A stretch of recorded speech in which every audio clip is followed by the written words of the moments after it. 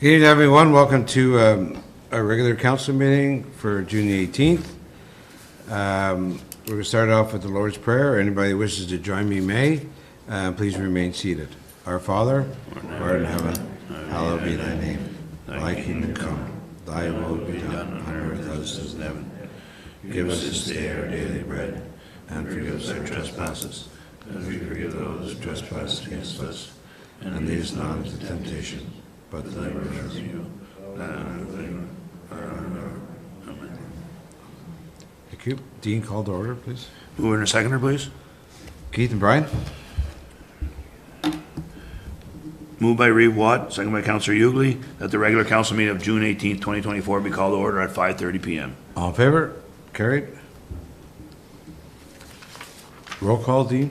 Mayor Bennett. Present. Reeve Watt. Present. Councillor Keel. Present. Councillor Hewitt. Present. Councillor Ugly. Present. Councillor King. Present. Councillor Wren. Present. All members present. Okay. Confirmation of the agenda. Alan and Betty. Moved by Councillor Wren, second by Councillor King, that the agenda of the regular council meeting of June 18th, 2024 be approved as presented. All in favor? Carried. Declaration of Pecuniary Interest. Seeing none. Minutes and notes. Approval of May 21 regular council meeting minutes. Jennifer and Wendy. Moved by Councillor Gauthier, second by Councillor Hewitt, that the minutes of the regular council meeting of held May 21st, 2024 be approved as presented. All in favor? Carried. Motion for June 4th. Brian and Alan. Moved by Councillor Ugly, second by Councillor Wren, that the minutes of the council and committee meeting held June 4th, 2024 be accepted by council, and that the resolutions from that committee become resolutions of council. All in favor? Carried. Okay, we have our Laurentian Valley Outstanding Youth Awards. Thanks for coming out tonight for your students and your families. Our first award goes to Lily Siegmiller, who could not make it, but I will read about her. She's from Fellows High School.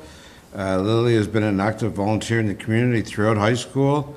Some of her contributions include volunteering at the Spikes on the Beach program at Alison Fraser Rec Center to develop fundamental volleyball skills for kids in the community, volunteering at the Ottawa Valley Vikings volleyball tournaments for all age groups, and participating in their neighborhood cleanup every spring, and volunteering at Fellows Sports Camp. Her personal courage: when Lily was in grade 10, she endured an injury to her knee, which resulted in reconstruction surgery in grade 11. Throughout her injuries and recovery from her surgery, Lily continued to attend all her team practices and tournaments, cheering her team on from the bench and offering moral support until she could rejoin her teammates back on the court. School leadership: throughout her times at Fellows, Lily has been involved in many groups to better the school community. She was part of the Fellows Athletic Council, planning sports tournaments for elementary schools, as well as fun tournament days for the high school and end-of-the-year athletic banquet. Lily is also part of the Student Council, planning spirit days and fun school events. As a young athlete, Lily has participated in numerous sports. She played competitive volleyball for 8 years, received Spirit Awards recognizing her positive attitude. Lily is also an avid golfer and has played many years of soccer and softball. She has also played many school sports, including volleyball, golf, badminton, soccer, track and field, and basketball. Lily has received multiple MVP awards throughout the school athletic banquet.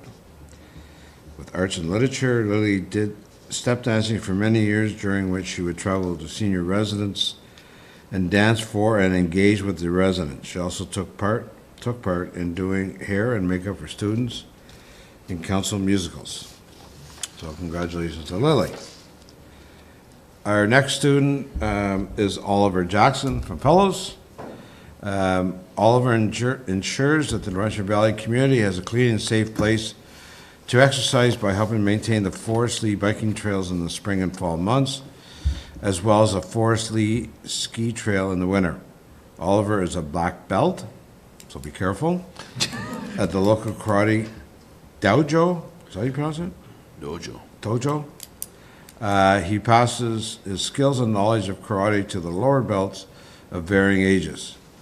As a black belt, Oliver teaches responsibility, respect, and hard work to the younger ages in his local group. Oliver leads by example throughout modeling these behaviors himself.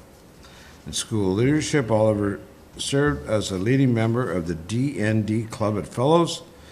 By introducing new players to the club, Oliver ensured that the D&D Club continued despite losing many of its veteran players. Oliver was pivotal in developing the Nordic ski team at Fellows and has played a leadership role on the team ever since. As a young athlete, Oliver has been on the Fellows cross-country team for 3 years and was awarded the most dedicated athlete at last year's athletic banquet. He was also on the track and field team. Oliver went on to IASA for Nordic skiing and 3 times for cross-country. He also made it to OFSA for cross-country, 300-meter race, and Nordic skiing. Arts and literature, Oliver is the author of a short story that was featured in a short story anthology that included young writers from across Canada. Short story went on to be published and distributed nationwide in book form. Oliver is an avid reader and fan of science fiction, which led him to create a series map detailing settings of his own. Oliver volunteered in Fellows High School production of Mamma Mia as part of the backstage crew. Congratulations, Oliver.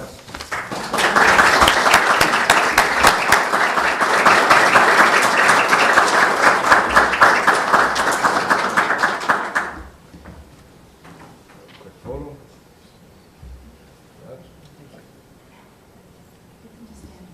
Yeah, come on this way, guys. Come on this way, Steve. Oh, in here? Yeah, just the TV's on the road. Come on. That's one of the flags. Yeah, they're right there. Yeah, your family wants to come up. Come Yeah, yeah, by all means. We're gonna put that there for you, so don't drop them. Okay. Thank you. Congrats again. 1 second, one more. Oh, one more. You okay with that? Paparazzi.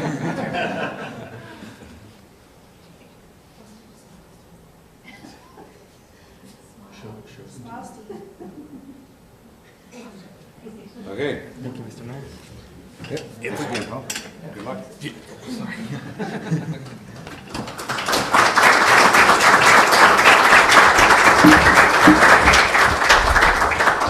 If we could just ask all the students to stay till the end, then we're going to get a group shot as well, please. Thanks. Ainsley McKinnis, Bishop Smith Catholic High School, community contribution.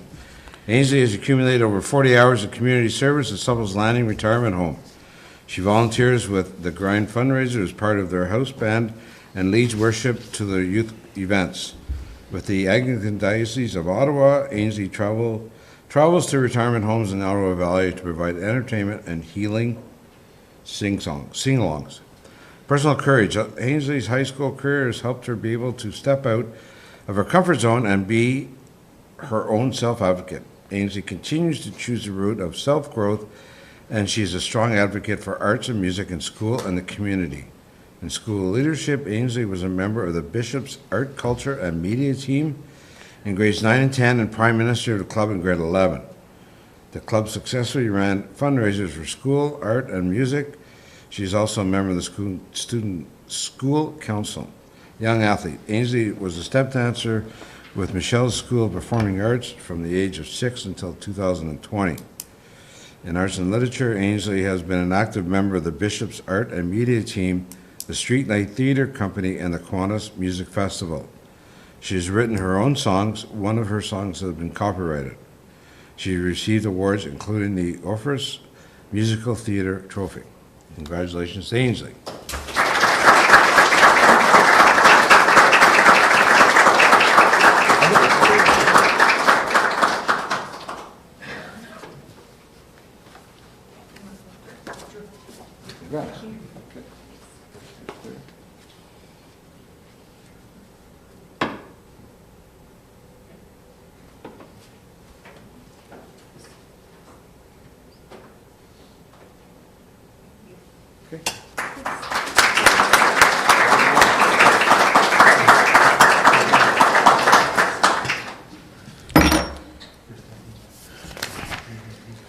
Okay, Abigail Knight, Bishop Smith Catholic High School. Community contribution. Abigail has participated in Laurentian Valley's community cleanup and in the Canada Day activities. She volunteers at her church with the worship team, childcare, and special events. In personal courage, Abigail is a kind, committed student who exemplifies the saying, schools to believe in. This year, Abigail stepped out of her comfort zone to participate in a mission trip and go on a plane for the first time. In school leadership, Abigail has used her talents to create and design school advertising. She participated in the Bishop's mission trip to the Dominican Republic, which involved fundraising and community support. As a young athlete, Abigail has played Allison Fraser softball for multiple years. And in arts and literature, arts are Abigail's passion. This year she designed and painted a beautiful mural that will be at Bishop's for years to come. She has participated in many music and dance classes. Congratulations, Abigail.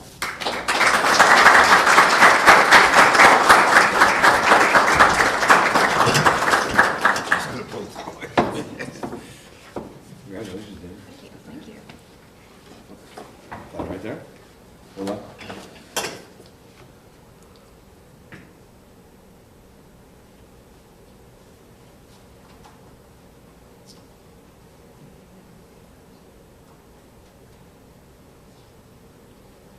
Okay. Congrats again.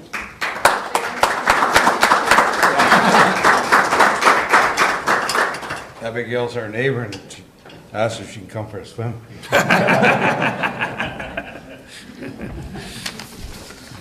Madison Langlois, Jean Louvageau. Community contribution. Madison volunteers in the community by grass cutting, picking up garbage, and cutting wood for and around the neighborhood. She volunteers at recreational facilities like the Pemmican Area Community Center at the canteen. Madison also participates in community events and festivals. In personal courage, Madison was a co-op student throughout this school year in both grade 3 and kindergarten class, which helped her develop diverse leadership skills and encourage kids to learn. Madison partakes in sports, clubs, and teams while keeping a positive attitude while cheering on her teammates. In school leadership, Madison has been a member of the student council since grade 7 as class representative, has been prime minister since 2022. Madison co-hosted a grade 7-8 leadership program. She demonstrates leadership, communication, and teamwork. As a young athlete, Madison has participated in many sports, including baseball, volleyball, and hockey. She was co-captain of her school volleyball team this season. And in arts and literature, Madison promotes cultural activities, traditions, and music through student council activities and promotes diversity in the community by sharing reliable resources to family, friends, and neighbors. Congratulations to Madison.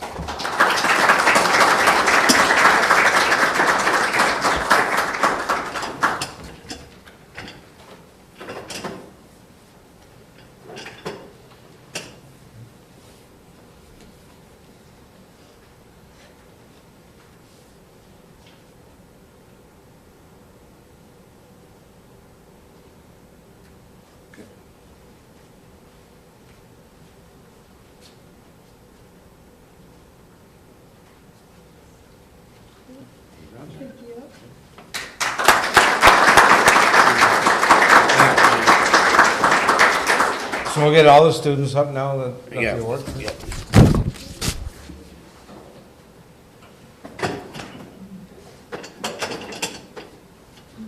Should have just did it. Give her steps in for today. Give it two on this side, I guess.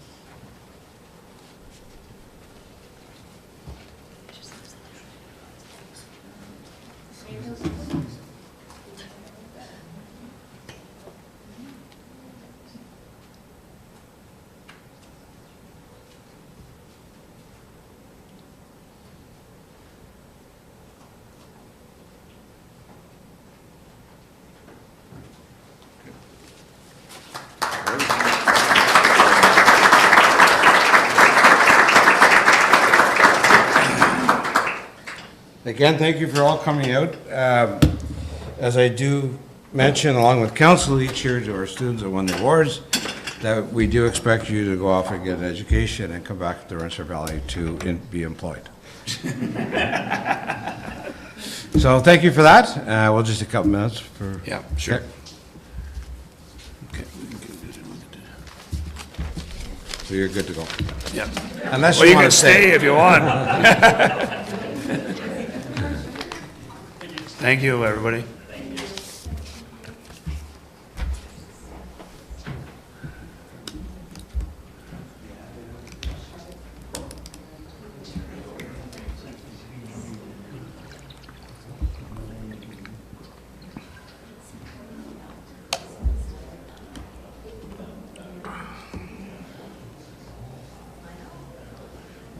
What did you say to them, Albert? They left all of a sudden. Okay, now where were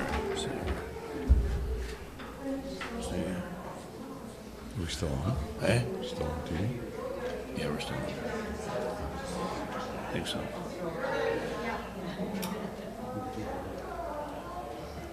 Okay, so we're going to continue on with delegations. Jason? And Yeah. just you, right? Yeah, okay, come on up. Yeah, Jason DeMont is the president of Shady Nook, and Aaron Sells, the treasurer. Sorry, They're going to present their report, their financial report, and their budget for next year, or for this year, sorry. Have a seat. Welcome to the council. We'll just get you when you do speak to speak into the mic so people that are watching can hear as well.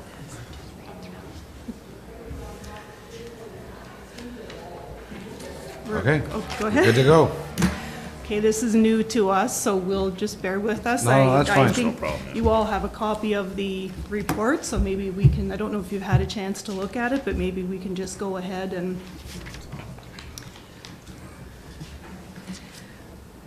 Do you want me to talk or you? So we just have Laura DeMont prepared this and put this all together for us. So she has listed, first of all, just our committee members as of June 1st of this month. So I don't know if you want me to read through No, no, it that's all, good. or you can scan Yep. and look. The next page then is our financial income statement for the year ended. Our year end is March 31st, so of 2024. I don't know if it's best if you have any questions just to ask. We have our hall rentals and bar sales, and the numbers are there for those. We do have an ATM machine, so there's a little bit of surcharge income we get from having that. Our soccer and our hockey registration fees. Later on in the program, we do have a breakdown for our soccer program and our hockey program for the expenses to go along with that. We do have the generous grants from the township for maintenance and just a general grant for operating expenses. And we are a member of the Delta Bingo, so we do have income revenue from that. Just moving on to our expenses, our utilities. We do have phone, internet, and satellite with Cogeco, which Nevada was instrumental in helping along with the township to get.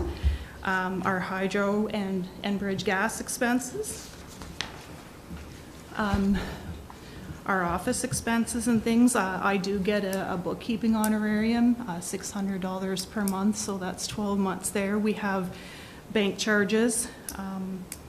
We do have bingo honorariums. We have some volunteers that work our bingos for us, and we're very happy to have them and lucky to have them, so we give them a bit of an honorarium for that. Office supplies and expenses, just our usual stationery, things like that. We also do have a committee honorarium for each of our committee members that do attend, and some honorariums for that. And our accounting fees, we do use Welch LLP for that. Our building and maintenance, we had 2 bigger purchases this year with the security company. They do provide the security for our building, and we did have we have an alarm and things like that, but we did purchase an upgrade to this just to add some extra cameras around the building. We found just different things. It'd be nice to keep an eye on things out in the parking lots and things, so we did that. We were able to purchase 4 sets of bleachers and 4 players' benches, brand new for our soccer fields.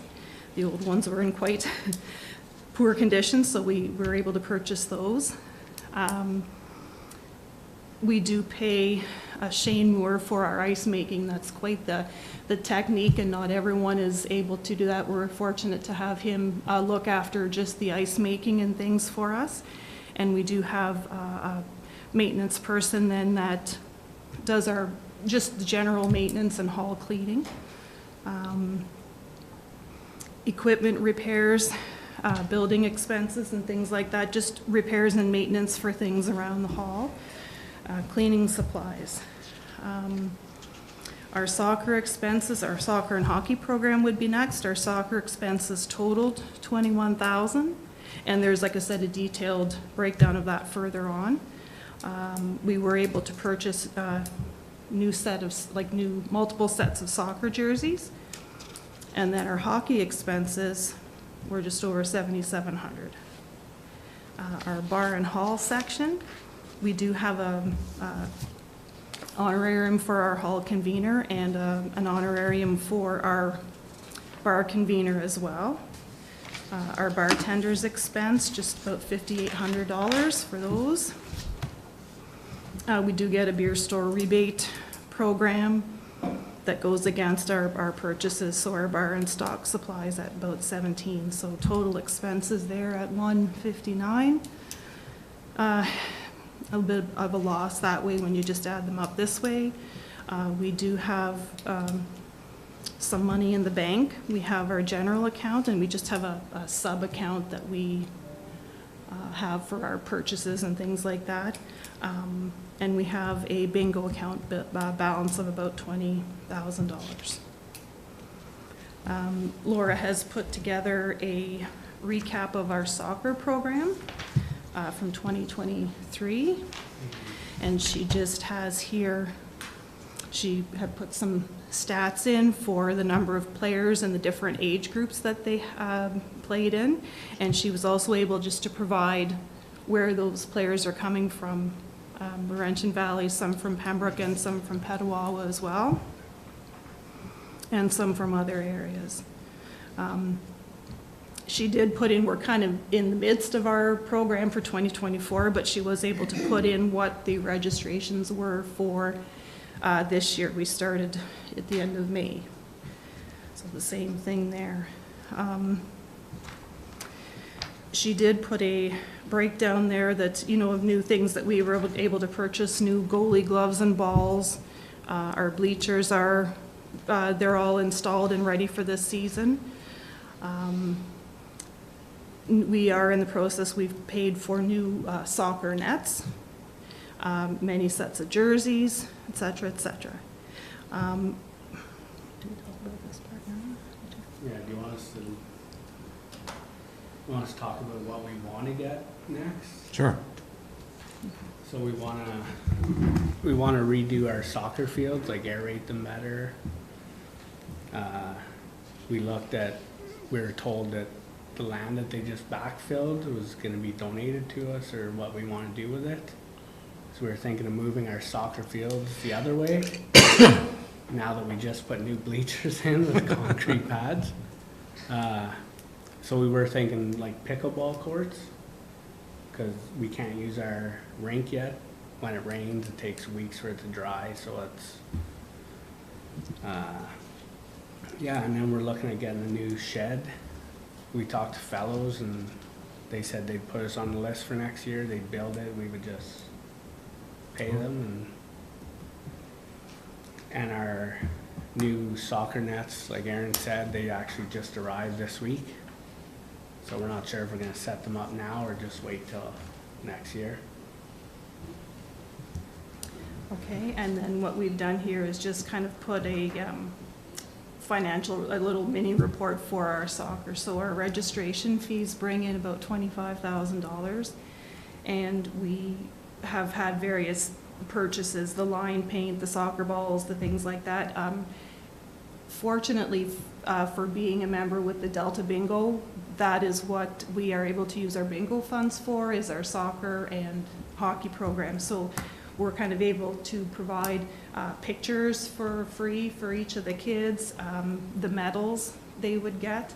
And then we've been able to do kind of like just an end of the year party. We bring RIJs to have a couple of bouncy castles for the kids. We give them like a ticket or whatever for Broom's Dairy for free ice cream, things like that. So you can see in there, we use as much as we can. So say from last time, we just made about $3,000. Then we did purchase our jerseys that were about $6,200. The ones that were there were quite old, so we kind of did that there. And then we can move on to the hockey program.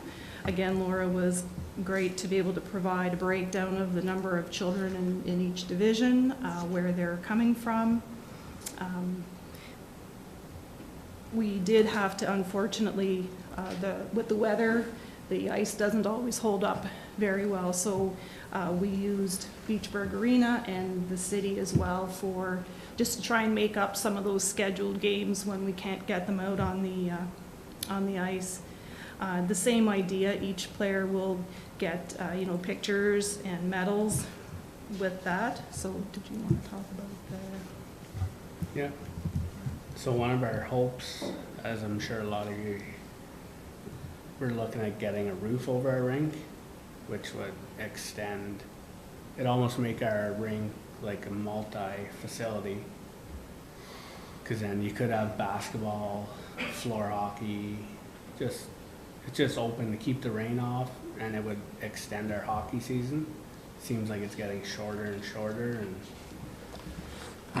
so yeah, we talked to Mr. Neff, and he was informing us different grants we can apply for, and we're gonna be looking at some sort of fundraising. Like, I find our community with the soccer and hockey are great. People are more than willing to step up, and so we'll see how far we can take it. And I know it's not gonna happen next year, but But you gotta have a goal, we right? gotta have a plan, because I find our hockey from where it used to be, even when Mark was out there, we had like 350 kids, and now we're under the 100 mark. So, and mainly for that reason, our ice is just not sustainable. Seems the weather is really not cooperating the last couple of No. years. But yeah, so that's our, and again, with that land that they backfilled, we were hoping to like maybe look at doing some pickleball courts, and we work with Wanda and her group, and they're great, and they're always helping. And so if we have the land, we might as well use it, and then it brings more, rather than it sit there and let the trees grow up again. Yeah, and then we're looking at getting a new score clock. Our hockey jerseys, we're definitely gonna need to replace a bunch of them, because there's some businesses that have went out of business 10 years ago, but we're still using the jerseys because they fit. And we're looking at a new Zamboni, hopefully in the next year or so. Ours is slowly dying, but seeing as we haven't had to use it that much last year, it was kind of a blessing. But yeah, that's kind of all our kind of stuff we're aiming for, and see if we can get some grants and get the ball rolling on that. And Now, hopefully Chris can do the research on that for you. yeah, no, he's been great. And then Jason Schultz was talking to someone with for a quote, so we can kind of look at what we're looking at for the roof, and hopefully we can make it a dream come true. It's been long overdue. Okay, and then just if you look on the next page, then we just have a bit of a breakdown then of the hockey. So it does not bring in near the amount as what the soccer does. The soccer is very, very popular, and we're just trying to build that hockey back up, I think, with COVID. And then it used to be, I think we'd have to cancel sometimes because it was extreme cold, and now it's the opposite. So the numbers have kind of dwindled. We're working on trying to get those back up. And again, our bingo account pays for many of these expenses there. So our referees, we always have students that do our soccer and hockey program. We're happy to pay them for that. Again, the end of the year kind of kids party, the photographer, things like that are in there. So we don't really make much of anything, and I didn't separate at this point. That hasn't taken into account the increased hydro that we're using for the lights outdoors. So the next part is Laura was great to give us put in a kind of just for the hall and hall rentals and things. One thing she had wanted to mention too, she forgot to put in, is that we are renting out the facility for the month of July. Science North has contacted us, and they're running a kids camp program for the month of July. So that's a nice bonus. I think the idea, they spread their camps around, and they have been with us once a number of years ago, so they're back again. The hall rentals have been quiet again. It's kind of hit and miss. We took a hit with COVID in one way, because we weren't able to rent out the parties and anniversaries and weddings and things. One thing we were fortunate, and that kind of helps to explain our larger cash balance, is that we did rent out the hall to the paramedics over the course of COVID.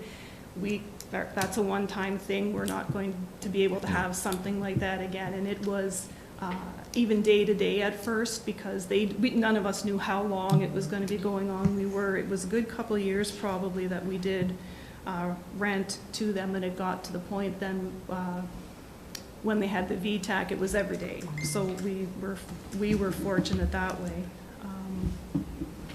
There's just extra things in there. I don't know if we need to. We do have a property manager who does our cleaning and our grass cutting and the minor repairs and things. We have a bar convener, Justin LaBelle. We installed the new security system. Yeah, and it feeds into the TV monitor in the bar. Just records footage if we need. If there's any issues, we can kind of go back and have a look at that. Various things, and she does list in here what our rates are. And then did you want to talk about Yeah.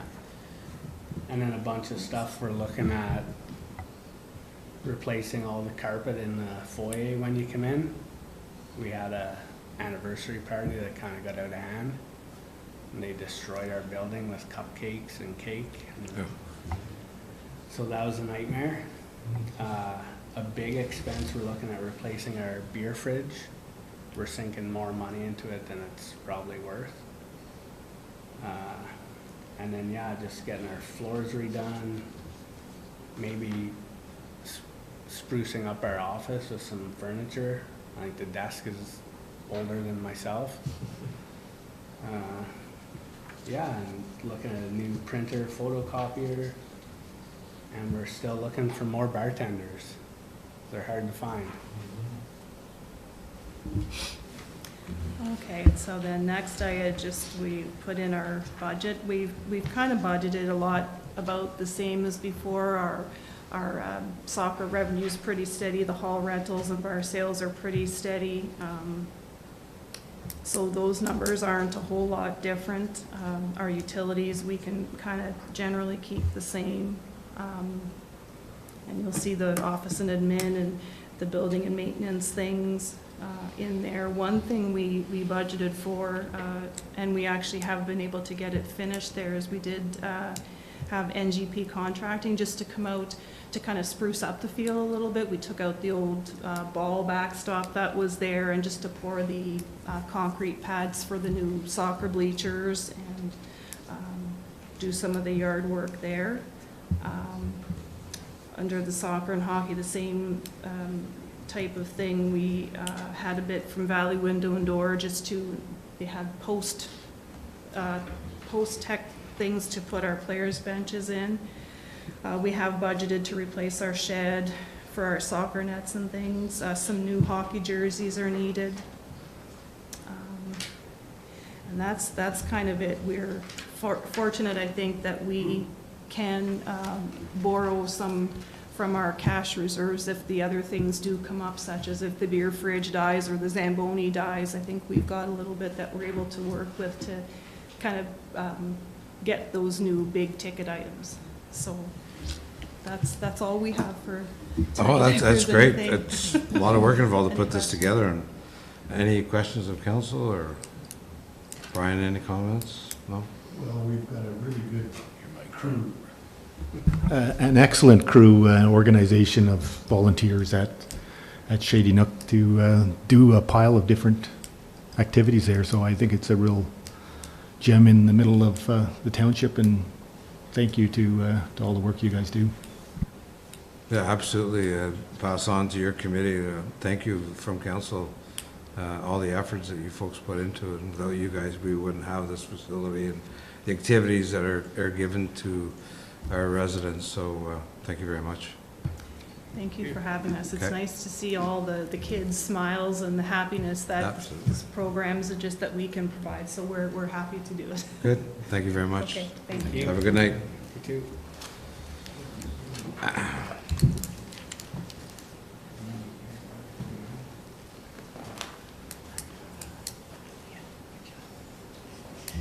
Next, we have the Chair of Pleasant View Park Committee, Benita Richardson, to present on Pleasant View's financials of last year and her budget for this year.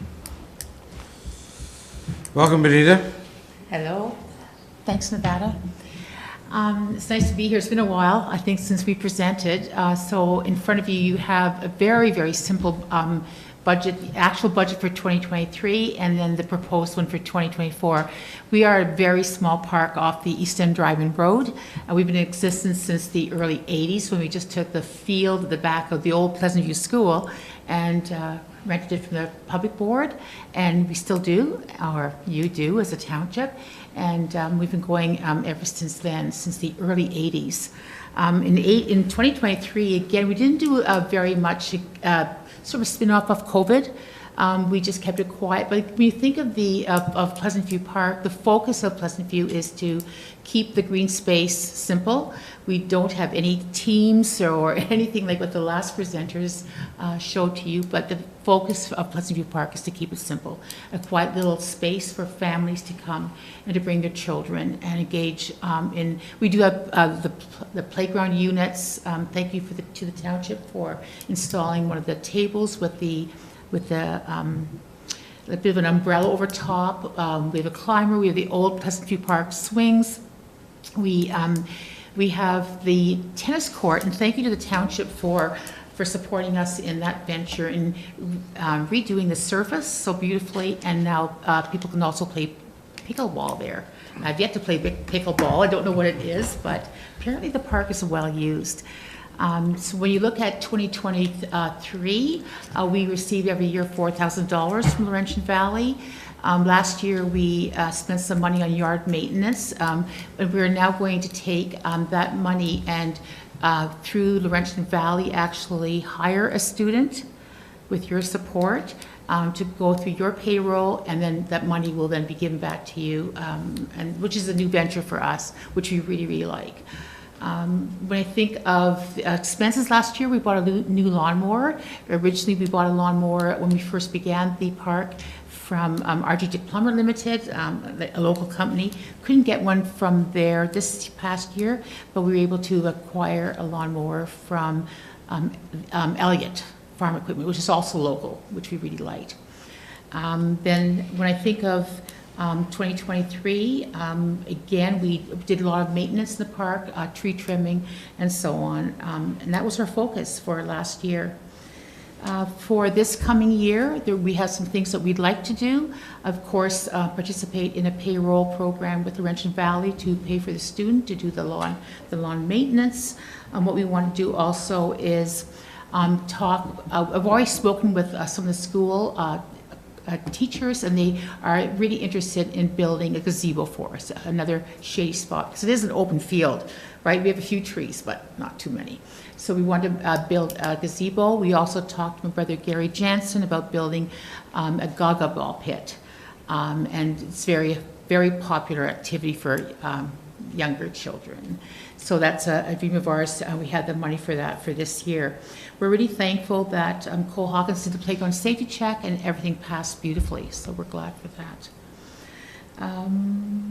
porta potty, we're always talking about that.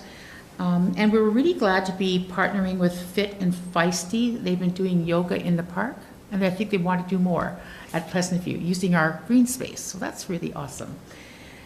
Dreams in the future, I've written down here. We want to have somewhat of a party in the park. We'll be celebrating 40 years this year. So we're talking with our committee members to do something pretty spectacular. We've done several parties in the park since we began. And so we think we'll pursue that. I have the old albums from 40 years ago. Remember in the days of George Matheson, Albert Lambert, and Bob Anderson, some of the old Greenwood Fun Club people. We have those memories, we have those books, and so we want to do something to commemorate the 40 years. So that'll be coming. All right. We also wanted to bring forward to you our dream, and hopefully with Chris Neff's help, to expand the basketball court that we have there. It's great for that age group, right? The teens, right? Keep them off the street, give them something to do, and also help them to be there to also protect the park and to avoid vandalism. So that is our big dream, to create for us it's big, to create a basketball court, maybe 3 times the size of the one that's there now, adjacent to the tennis court, and with a netting all around, or fences all around. Yeah, I think we also want to do a little bit of landscaping, and we'll talk about that, because there are some rough spots there from whenever the tennis court was fixed up. But that's to be discussed, right? Nevada, some landscaping.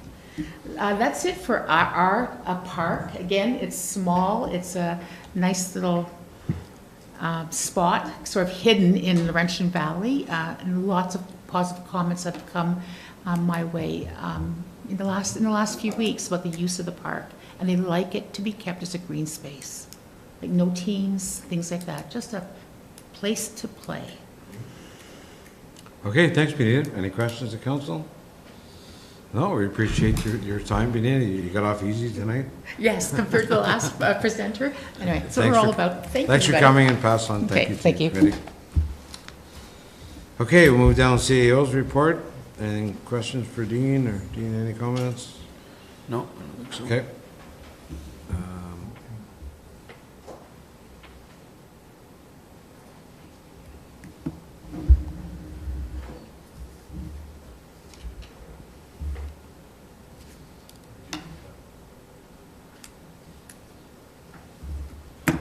Brian?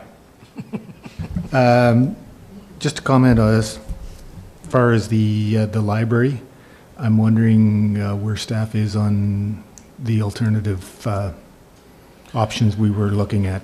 We certainly weren't happy with the agreement on any level and only signed it based on looking at alternatives, and wondering where that's at this point. We're just still doing some research. We haven't really come up with anything really at this point, but we will be looking a little further. We're still trying to get a hold of the provincial agency to see what, the question we're having is, is there a mandatory requirement to have a library? And that's kind of step number 1 first. Once we get that, whether, and what that can be that be a virtual setting? Does it have to be in-house? And what do you have to provide? Is it book rentals? Is it program? So we're kind of looking at that. We have not got any further with that, so we'll be circling back. But by fall, we'll be bringing something forward for sure. So There is some action happening on that file, though? we made some phone calls, and we haven't gotten any responses, but Okay. concrete responses. Okay. Any questions? Okay, move down to treasurer. Anything for Sean? Seeing none. Public Works, Mark?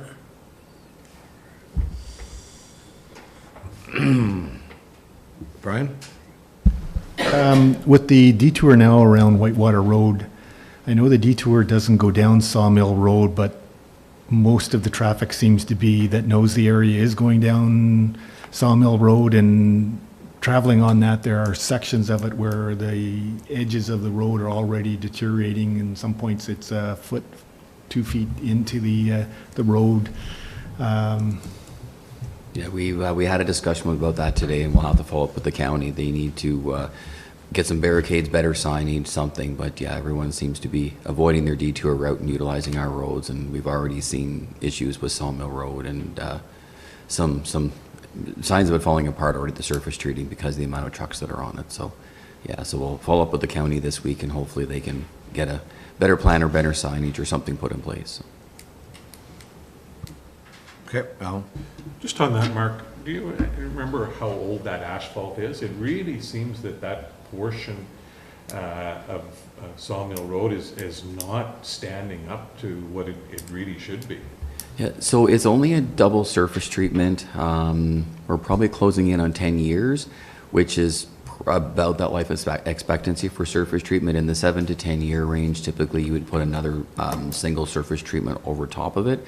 It had been holding up well, but this past winter, we saw a lot of roads, I think just because of lack of snow, frost acting differently, that roads that were in very good shape deteriorated pretty quickly, and Sawmill was one of them. That so yeah, so we'll have to maybe look at it the next year or two for that overlay for that third layer of surface treatment. Okay, under planner, and then for Lori. Seeing none, and for myself, I thought of a few different functions, but not any major, so really nothing to report this month. Move down to planning. We have a motion to open the planning meeting? No, sorry. Just a motion, No, right? motion for the reports, though. Need a Okay. motion for the reports. Keith and Wendy? Moved by Reeve Watt, second by Councillor Hewitt, that the council receive the following reports for mid-May to mid-July 2024 at the regular council meeting of June 18th, 2024. CAO's report, Treasurer's report, Public Works Manager's report, Planner CMC report, and the Mayor's report.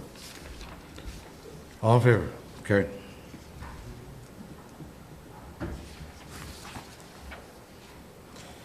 So our first order of business is the ARA license, H&H Quarry proposed amendment. Laura? Yes, so this is back being circulated. Previously, with the previous council, we did have the first part of this application brought forward. It's related to the H&H quarry on Stafford Third Line, and it was a request through their application process with the Ministry of Natural Resources under the Aggregate Resources Act to increase their maximum annual tonnage removed from the site from 100,000 tons per year to 250,000 tons.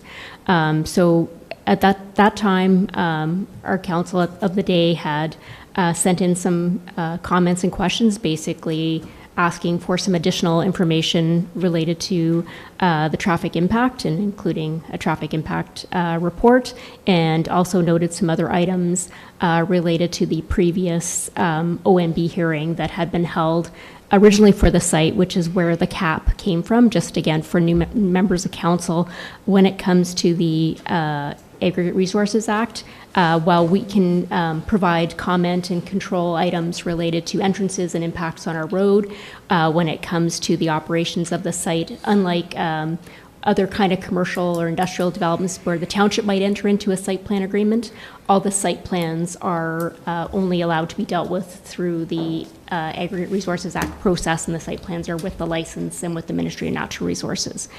So again, that process had put that cap on it, and there was a very active ratepayers group at the time, and it was part of their settlement agreement. So we had flagged that previously. So now kind of went quiet for a while, and there has been a change in ownership that's underway, certainly related to the property, with Bonisher Excavating Inc. having acquired that, and then now the work is being done related to the transfer of the licenses, and as part of that, they've also relivened the request for the the site plan to be updated with the license. And this has now been posted on the Provincial Environmental Registry of Ontario, which is where they do post provincial instruments with comments, and it's kind of perplexing that they've got two different dates, but they divided it into two parts, one for amending the site plans with the license and one to increase the license, and they're due in early July. So this is why I brought this back to council. My recommendation is, again, the comments are much the same, although in the interim, we did see some reach out to township staff related to the terms of reference for the traffic impact study. We haven't actually been provided with that, so that comment remains.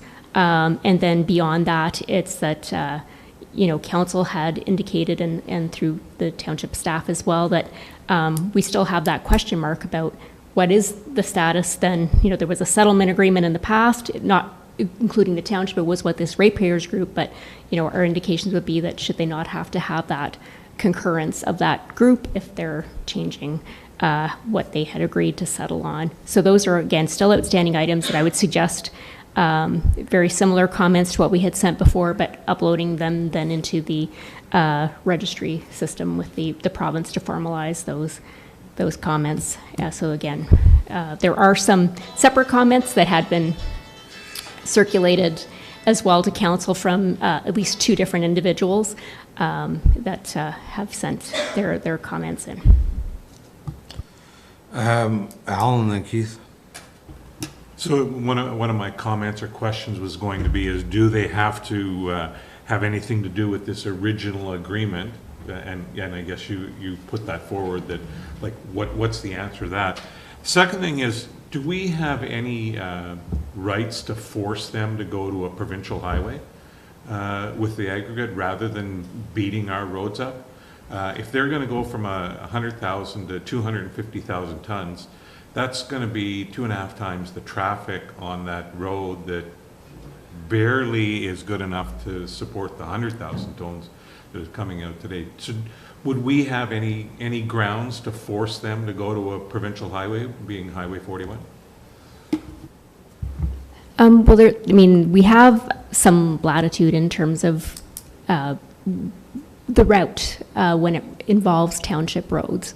And that's where, we're looking for that information back on the traffic impact study, to say what is their maximum frequency of trips, because the tonnage allowance is being asked to be increased, that doesn't necessarily mean that it'd be the same number of trucks per day. It could be certain days where there's a lot of extra, or certain times of the years where there's more trucks, so that could be a, increased impact than when it's just spread out, although understanding it would still be the same number of increased, trips over the year. But, I guess the part of that is, no matter what, unfortunately, leaving the site, we're still going to be on Stafford third line from at least that point, and then beyond that, again, the options for the routings would then involve, next connecting to a county road before the provincial highway, but we can certainly influence once we see what they're bringing forward, a bit of in terms of what township roads to limit trucks on. I was under the impression that the new owners own property on the other side of the pipeline as well, going out to Highway 41. No, that is another separate proposal that's yet to come to council with a whole other group. So yes, it's a very, we've always known that French Hill is the big bedrock area, and now with the changes in the construction that's going on in the area and the demands, it is becoming more in demand. And so, while we had the Greenwood paving one and I would note that it was also already approved in the works with the 250,000 tons. So this one would be asking to be increased to be the same as that, but again, understanding this one had a whole other settlement process where we didn't have the same issues with the other, but the other proposals are yet to come with other property owners related to a third quarry in that area that's anticipated. Maybe by the end of the summer or early fall, we may see that paperwork. Keith. Thank you, Laurie.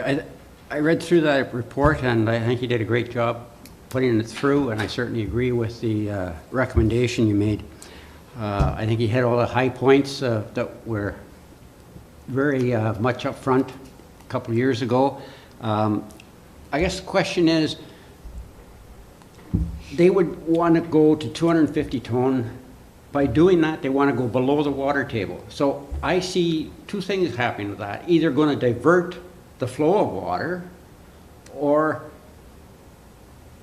removing the aggregate, is it going to make more water or less water? Do we have any information on that? I would just clarify, it already is an approved below the water table. So the new application isn't to now allow one that's above water table to be below. It already was approved to be below the water table. So at that time, and with all those studies, they certainly addressed the hydrogeology, the blasting, for that. But again, it would be more volume per year, but that's all part of what the ministry looks at as well in terms of. Well, right, when I read through, so the agreement with the coalition was for 100 ton, but the Aggregate Act, there was no limit stated there. That's correct, right? No, the current license does have the limit. So that was why the limit was brought in, was as a result of that settlement on all the joint OMB hearings that went on. So that's why they have to come forward for this application to increase it on the license. Okay, thank you. Brian? So how many different pits can we expect in this area?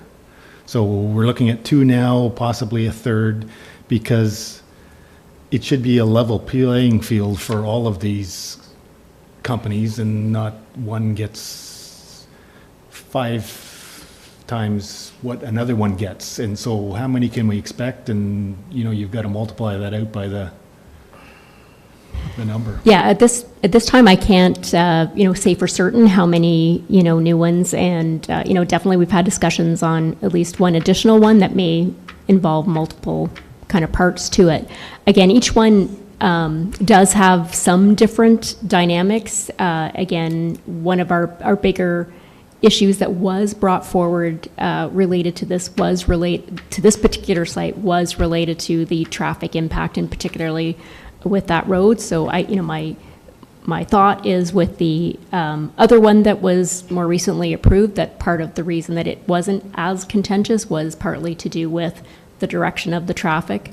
But again, each does have to provide the same kind of studies that and be vetted out. There might be some site-specific differences with that, but had it not been for the coalition and the settlement that agreed to resolve their hearing in that manner, the likelihood is that there might not have been a cap placed on this. It would have been just bearing out by what volume is available in that quantity. But the reality is there was an OMB hearing, and in order to settle that OMB hearing, they did enter into a terms of settlement with a ratepayers coalition. So it's kind of, now it is getting closer to being, it is 20 years kind of now. There is that question, does that live forever, given that some of the people are now gone? But, there is, there was some valid discussions that went on at that time. So, I guess that's where we're kind of sitting on the outside a little bit, but on the inside of this conundrum of,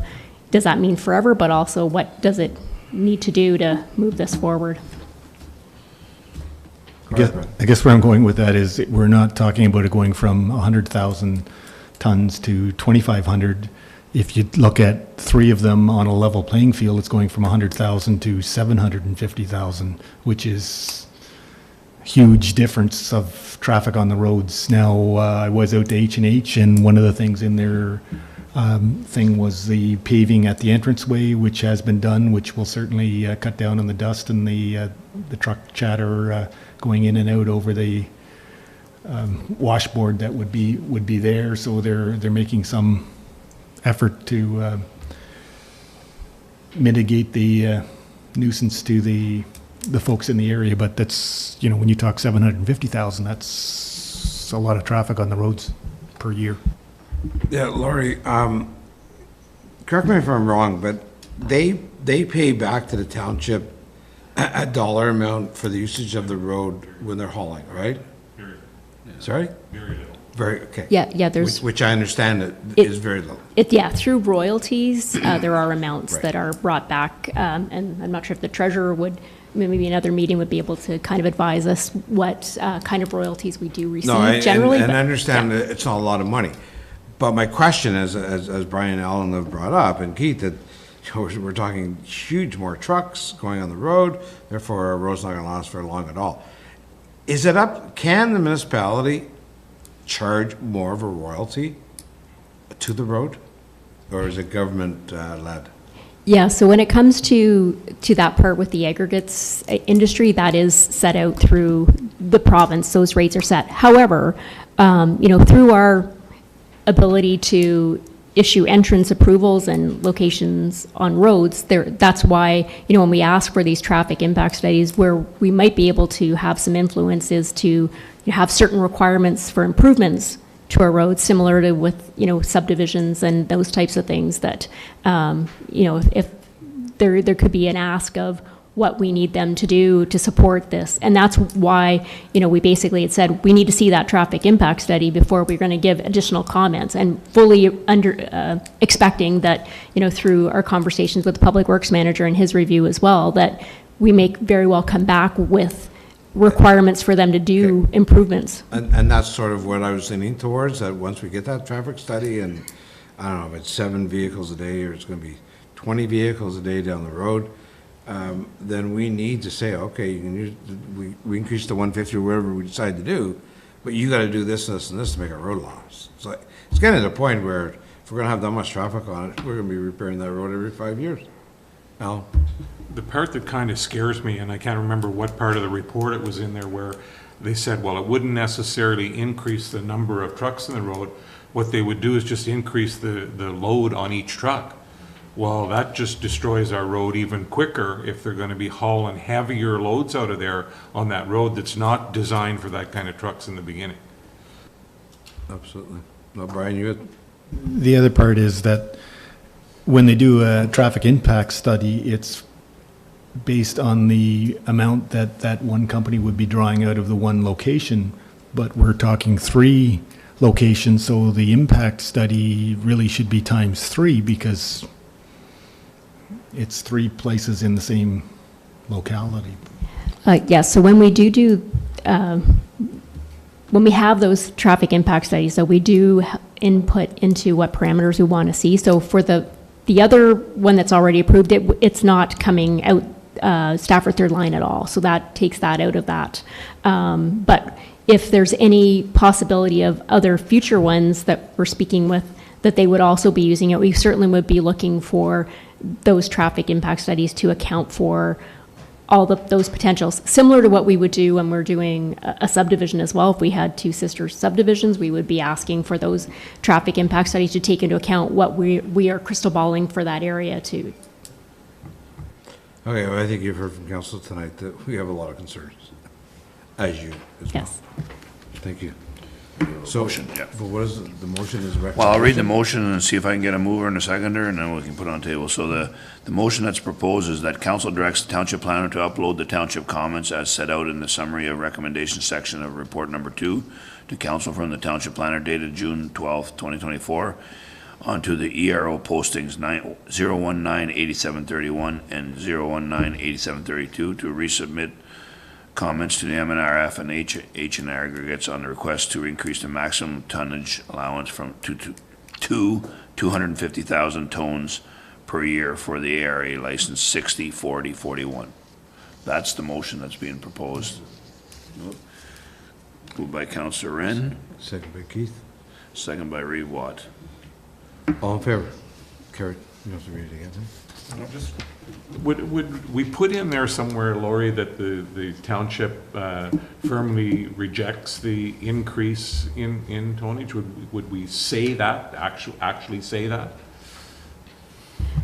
So that would be a different position. At this point in time, we're basically saying that, I guess my recommendation would be that if there is, because if, for example, it does come back that legally there's no need to address that other settlement order, then it's really about our impact to our roads and what would we be asking for them to do that. I mean, if council wanted to direct that, we could, do that as another position. But I think, at this point, if council would like to see what they do come back with, because the understanding is, again, that it is an area that does have bedrock, and we're probably going to see some other requests come in. Okay, second report is emergency management information officer's report. Laura. Thanks, Angela. And Angela, welcome. Thank you. So this report is for informational purposes for council, just to provide an update. So May 5th to 11th was Emergency Preparedness Week in Ontario, and the theme for this year was Plan for Every Season. During that week, the township held a fun imaginary emergency contest for families to mark EP Week and continued the contest throughout the month of May. The Imagination Emergency Contest had families use their imaginations to come up with an emergency that is out of the ordinary to help keep things interesting and to get everyone engaged and thinking about being prepared. Examples included zombie apocalypse, Jurassic Park dinos on the loose, and Pokemon Goes Wild. So thanks to Chris Neff, our community development officer, also Lori Armstrong, helped with putting this together. So we had one family and a group from the Pembroke Boys and Girls Club, Renfrew County, who entered the contest. I am very pleased to announce that the winners of the contest are 5-year-old Terry Moet and 7-year-old Chelsea Moet. Their imaginary emergency was Elsa has frozen everything. And they put a great deal of thought into their emergency preparedness plan. For example, among their other answers, they said they would store 6 big jugs of water in the basement, have a stock of canned food in the basement, catching fish by ice fishing to feed the family, and doing a check-in on everyone on their street. For their prize, they win an emergency preparedness pack from the township. An honorable mention goes to the group from the Boys and Girls Club, Renfrew County, who came up with a plan for Elon Musk's rocket accidentally brings back an alien virus. They also put on their thinking caps and had some great emergency preparedness plan ideas as well. We will be organizing a photo with the Moet family and Mayor Bennett in the near future for the township's newsletter and to put on social media. We will also be engaging with the Boys and Girls Club for their submission as well in the near future. Very good. Thank you very much. Thank you. Good job. Thank you. Okay, move down to, sorry? Top one, C. CA. Yeah, cutting red tape to build more homes. Laurie. It's more information, but if you want to.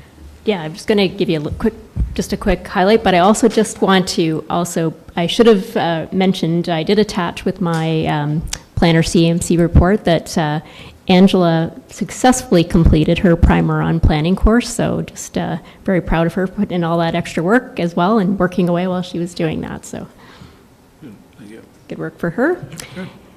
And on that note, when it comes to primer on planning, I think all planners in Ontario need a primer on planning because our Planning Act keeps changing. So before the provincial government rose for the summer, they did on June 6th pass the final reading with some changes for Bill 185. So there's a lot of things that'll be changing again as of July 1st. So it's a bit of a challenge keeping up to date with what's in effect, what's not in effect, and it's certainly been an interesting journey over the last couple of years with things changing every few months. So one of the good things that's coming out is that we're no longer going to have to deal with the refund of application fees with certain timeframes. I think part of that was also because of some of the unintended consequences of processes that had to be put in place to address that, plus also the realization that if the province wasn't able to assist in meeting those timelines, then that's where sometimes the bigger issues were. But one of the bigger changes that we're still kind of have to wrap our heads around is it is a fundamental change in how the processes work with the the Ontario Land Tribunal as relates to appeals, because they did expand from the draft the types of people who could appeal applications to include things like a aggregate operator can appeal if there's something proposed on an adjacent property to them. that might negatively affect aggregate resources. However, for your most ratepayers will not fall within that specified definition. So that means that if it's something's happening on the property next to you, it's really that the people need to come out, make their comments ahead of the approval authority making the decision, whether that be, the township council, delegated authorities, or the county of Renfrew, or whomever is that approval body, that they need to make those comments known ahead of time, because it will be on the decision maker and the rights to appeal won't be there. The applicant can still appeal, and again, certain public bodies, but that specified persons group is very narrow. So that will now apply. It had been brought in before within the last couple of years related to minor variances and severances, but now that will also apply to official plan and zoning as well.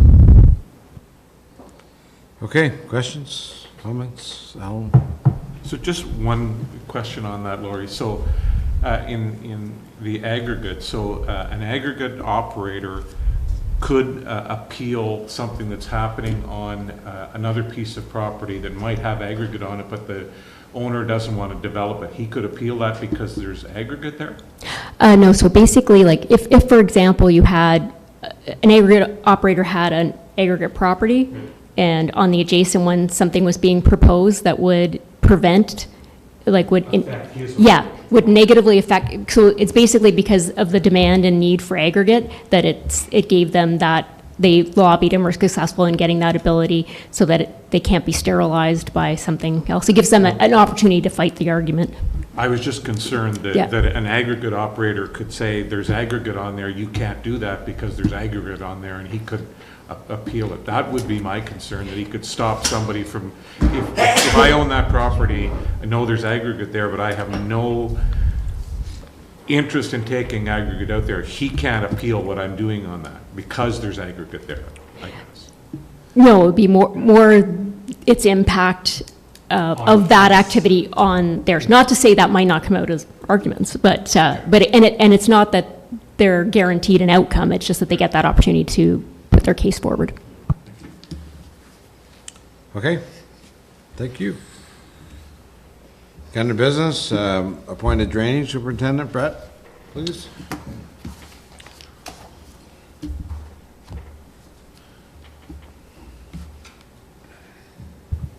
Hey, okay, so as you know, when Klaus left, he took a lot of credentials with him.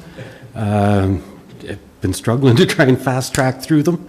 I've now completed all the requirements to get the drainage. So I've done the superintendent's course, the survey course. Just require a bylaw to be appointed through, it was OMAFR, and that's changing now to OMAF.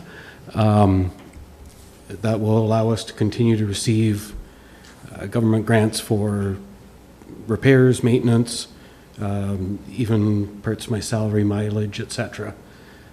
So Klaus has been filling in the paperwork for us so that we can keep that active, but now that I have the requirements, it's a good time to transfer it over and not have both of us kind of doing the same thing.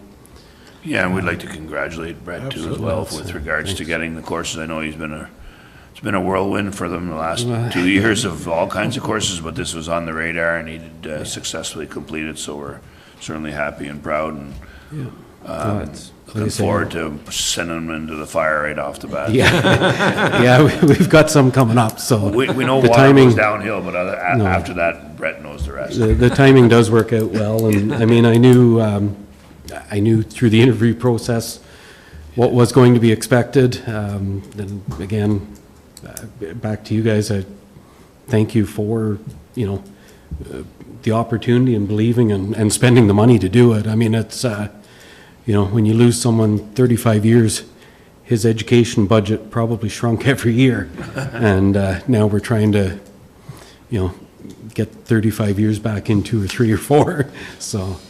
Well, Brett, we won't be here 35 years from now. You might be. Congrats from council anyways. Well, thank you. So I do have a motion, please. Okay, Alan and Jennifer.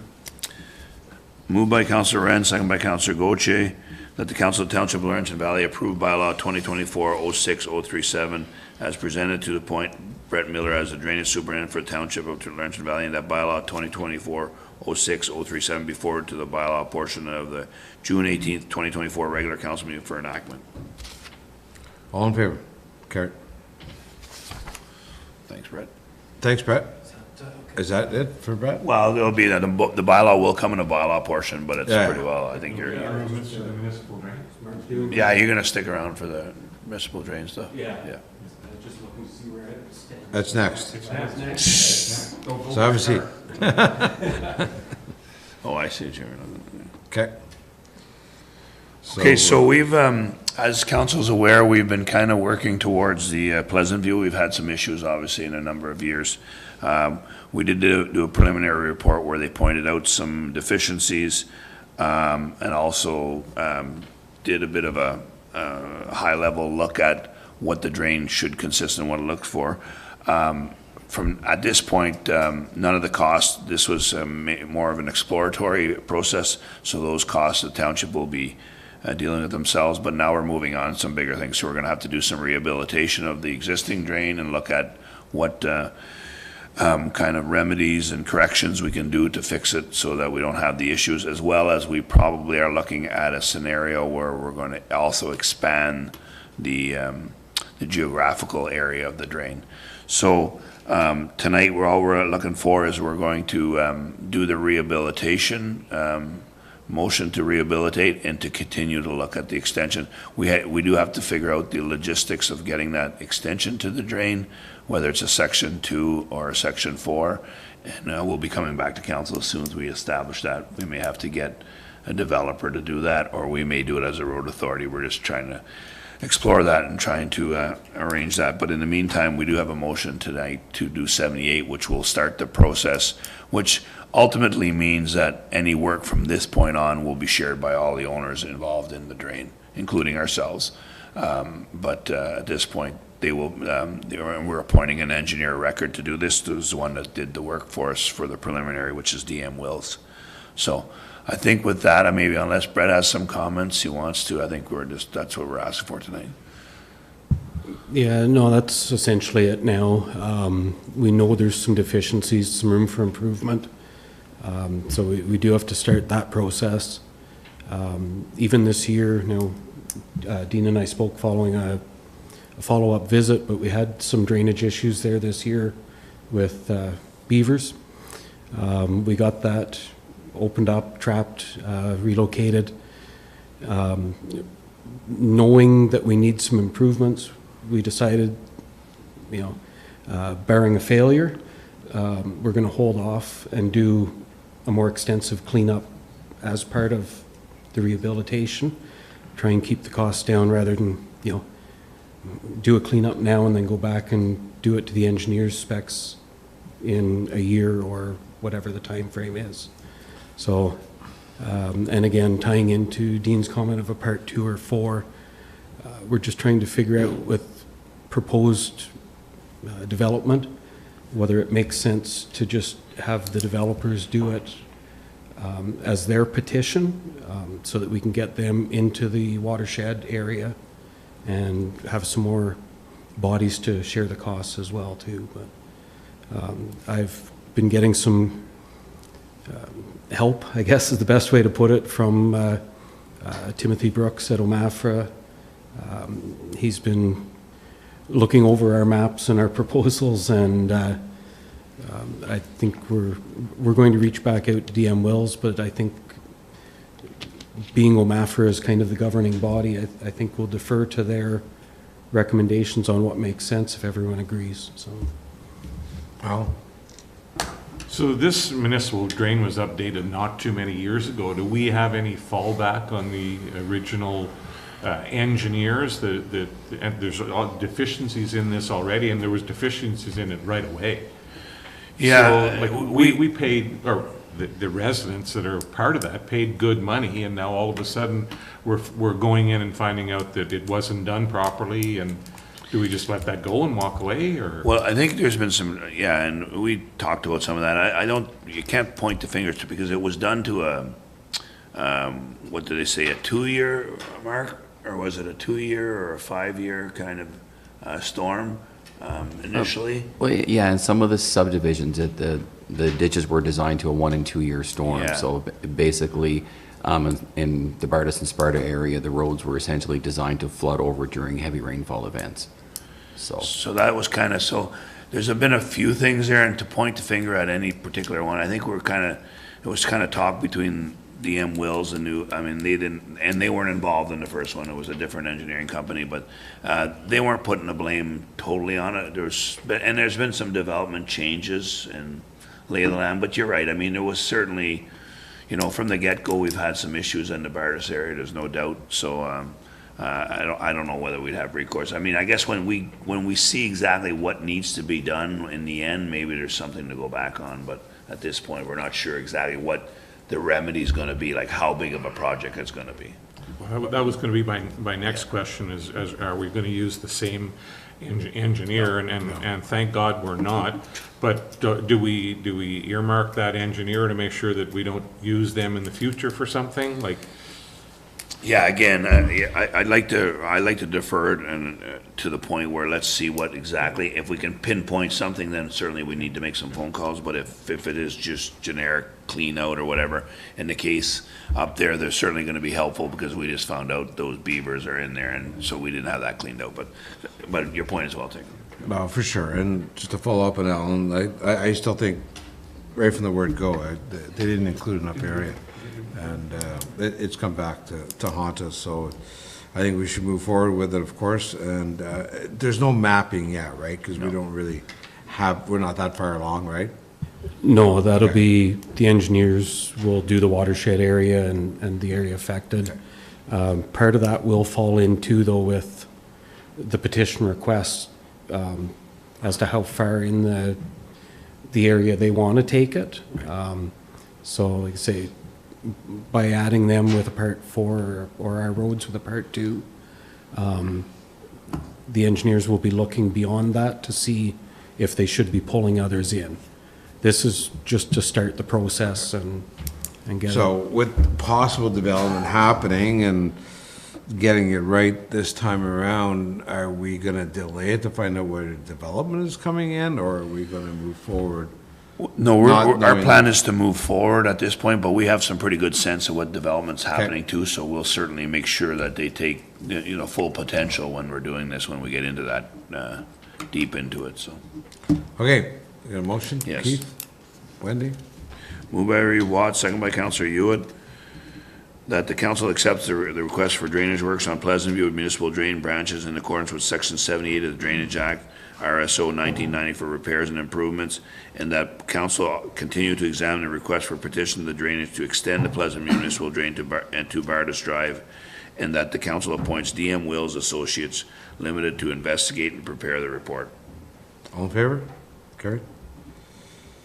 Okay, next we have Sean with the Infrastructure Ontario. All right, thank you, Mr. Mayor. So Roy Street is progressing, and I'm not here to speak on that.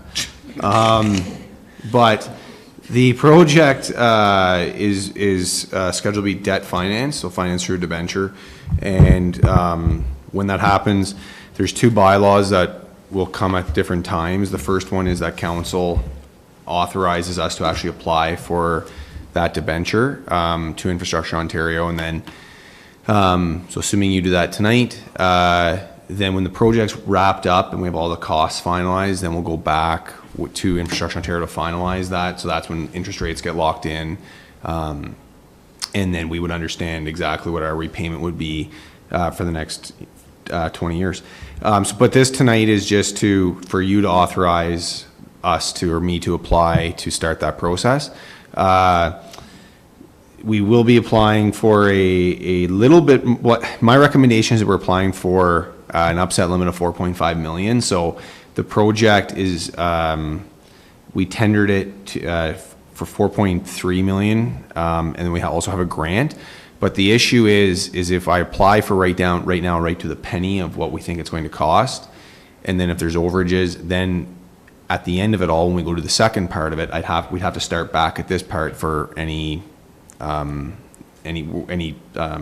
that we had. And then further, I'm also recommending that we apply for the use of a construction loan. So what that basically means is if we run into cash flow issues, because it's a relatively large project, we have the ability to draw down. It's a big project, and depending on timing of when some of these invoices come in, I don't think we'll have to use it, but we'll give ourselves that flexibility to use it in the case that we need it.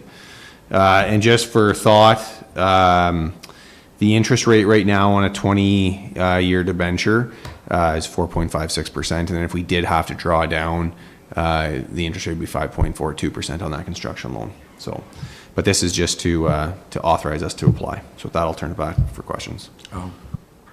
So you're going to apply for the full amount as a construction loan? Yeah, well, we're going to apply that we have the ability to, if needed, to pull that full amount for the construction loan. But what would happen is if we wouldn't pull that all at one time, for instance. We would pull chunks of it at a time. We'd have to go to them and say. So you'd only pay the 5.42 then on the chunks that Yes. you pull. The vast majority of it's going to be at the lower interest rate. Yeah, so we'd only pay that 5.42 on any amounts that we draw. If we don't draw, we don't pay. And then I threw the 4.56 in just so you have an idea of what that debenture interest rate would be. And John, on the big loan, the 4.5, if we only say the numbers stay the same as they are today, then we only borrow what we need, right? Yeah, Okay. it's just right now we're getting approval up to, because after this, they'll take our financial statements. This isn't getting approved on the debenture. This is you approving me to apply. They'll come back and go through the process. But I want that upset. It's recommended we have that upset limit just to give ourselves flexibility. Okey dokey. Motion. Both motions? Right. No, I thought they were Any speaking. more I wasn't comments? sure they were, I wasn't No. sure. Okay, Yeah. Brian and Wendy. They were moving fast, I wasn't sure. So, moved by Councillor Ugly, second by Councillor Hewitt, that council of the Township of Laurentian Valley authorize the submission of an application to Ontario Infrastructure Lands Corporation, OILC, for long-term financing of Roy Street West, to authorize temporary borrowing to meet the expenditures in connection with Roy Street West, and to authorize long-term borrowing for Roy Street West through the issue of debentures to OILC. All in favor? Carried. Tax file 2204. Sean. Okay, thank you, Mr. Mayor. So this report is to seek direction to vest the property that has a roll number here in the recommendation, which was our tax file 2204. So we had an unsuccessful tax sale, and then after that we have, really there's three options. One of them is to vest the property, which would mean that we would take ownership of it. The second option would be to re-advertise and try to conduct a successful tax sale within 2 years. And then the third option is to do nothing. And in option 2 and 3, staff do not feel that would be in the best interest. We've gone through the tax sale process, did not really receive any interest. And then doing nothing after 2 years, everything would start back over. And in that time, we're accruing receivables that we're not going to be collecting. So we recommend that we would vest the property. And then I believe part of this motion would be to authorize myself to write down the taxes or write off the taxes, and then for the CAO to negotiate the sale of this property with an adjacent landowner. So and if we're wondering what that cost is going to be in terms of the tax, the total write-off would be $4,926. Really, almost all of that is township, lower tier portion, about $4,600. And the reason being is a lot of it is legal fees that have been added to the tax roll through this process. We can't split that with the county and school board, but we would get back the county and school board portion, which is about $350 total. So small, but at least we need to get this process through this way to move this on so we can start receiving tax revenue. Okay, got a motion? Yep. Betty and Jennifer?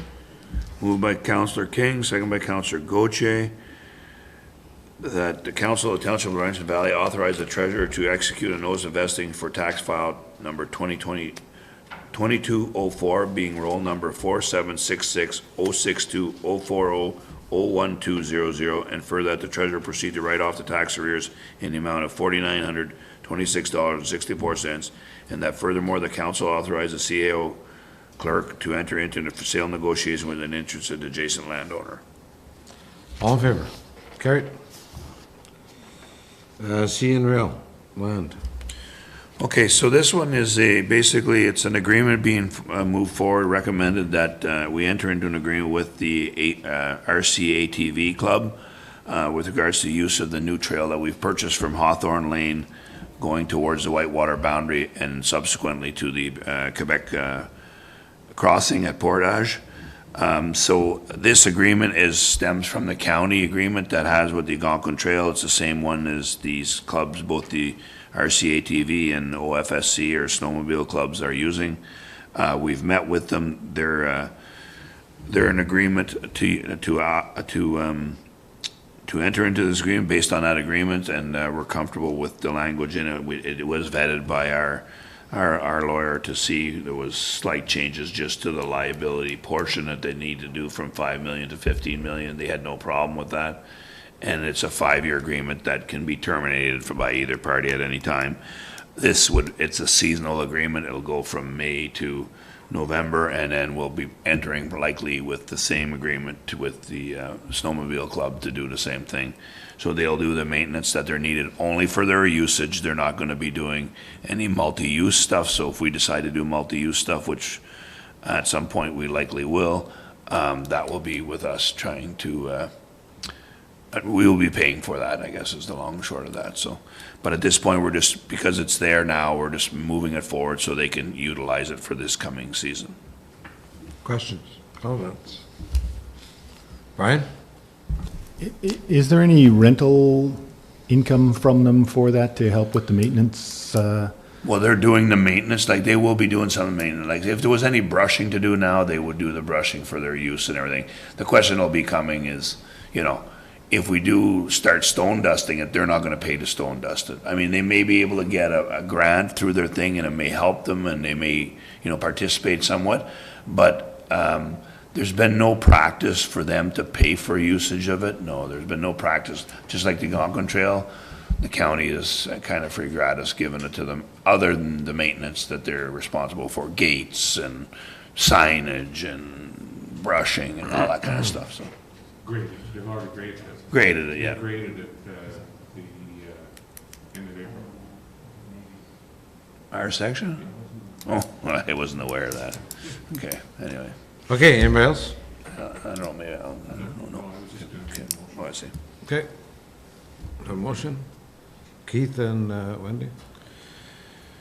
Moved by Reeve Watt, second by Councillor Hewitt, that the Council of Township of Laurentian Valley approve the land use agreement between Renfrew County ATV Club and the Township of Laurentian Valley for limited use maintenance of the former CN rail line, now known as the Township of Laurentian Valley, and that bylaw 2024-06039 as has been presented and be forwarded to the bylaw section of June 18th, 2024 regular council meeting for enactment. All in favor? Carried. Financial statements, Sean. Okay, thanks again, Mr. Mayor.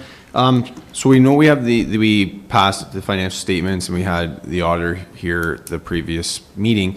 I saw it was important, though there was some questions got brought up, and I was going to do it in email, and then I thought it might be just as easy to bring a public report. That just kind of highlights a few different areas, and I won't try to take too much time.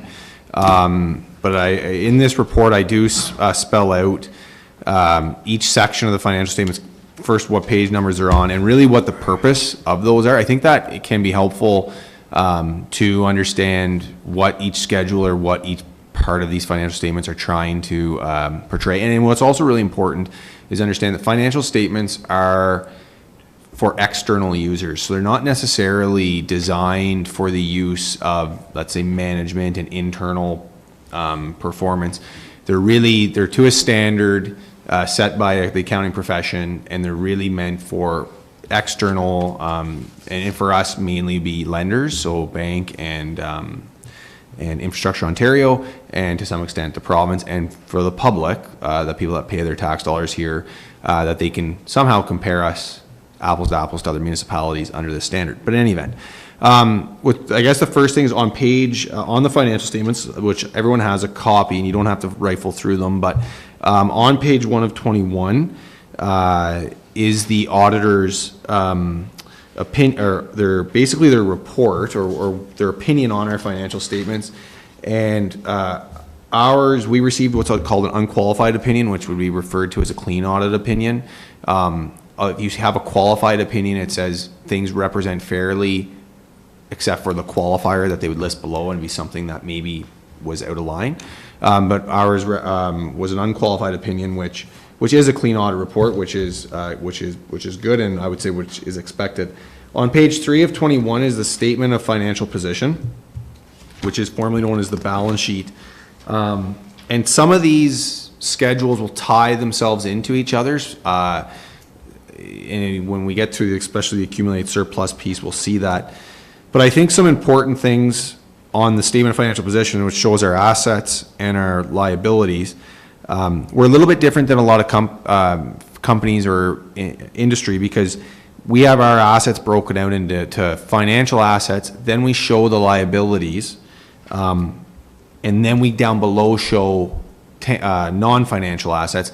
And so there's a negative number here, net financial debt, and that's, I would say, normal for a municipality to be in a net financial debt position, because we don't hold a lot of short-term or cash assets. We have a lot of our assets are roads, buildings, and things that are not financial assets. They're not accounts receivable. We're shipping out product and we're billing that to receive that, and we don't have a lot of inventory. So I think, that may be a question where, we're in a net financial debt position, but I just want you to reiterate that is fairly normal for a municipality.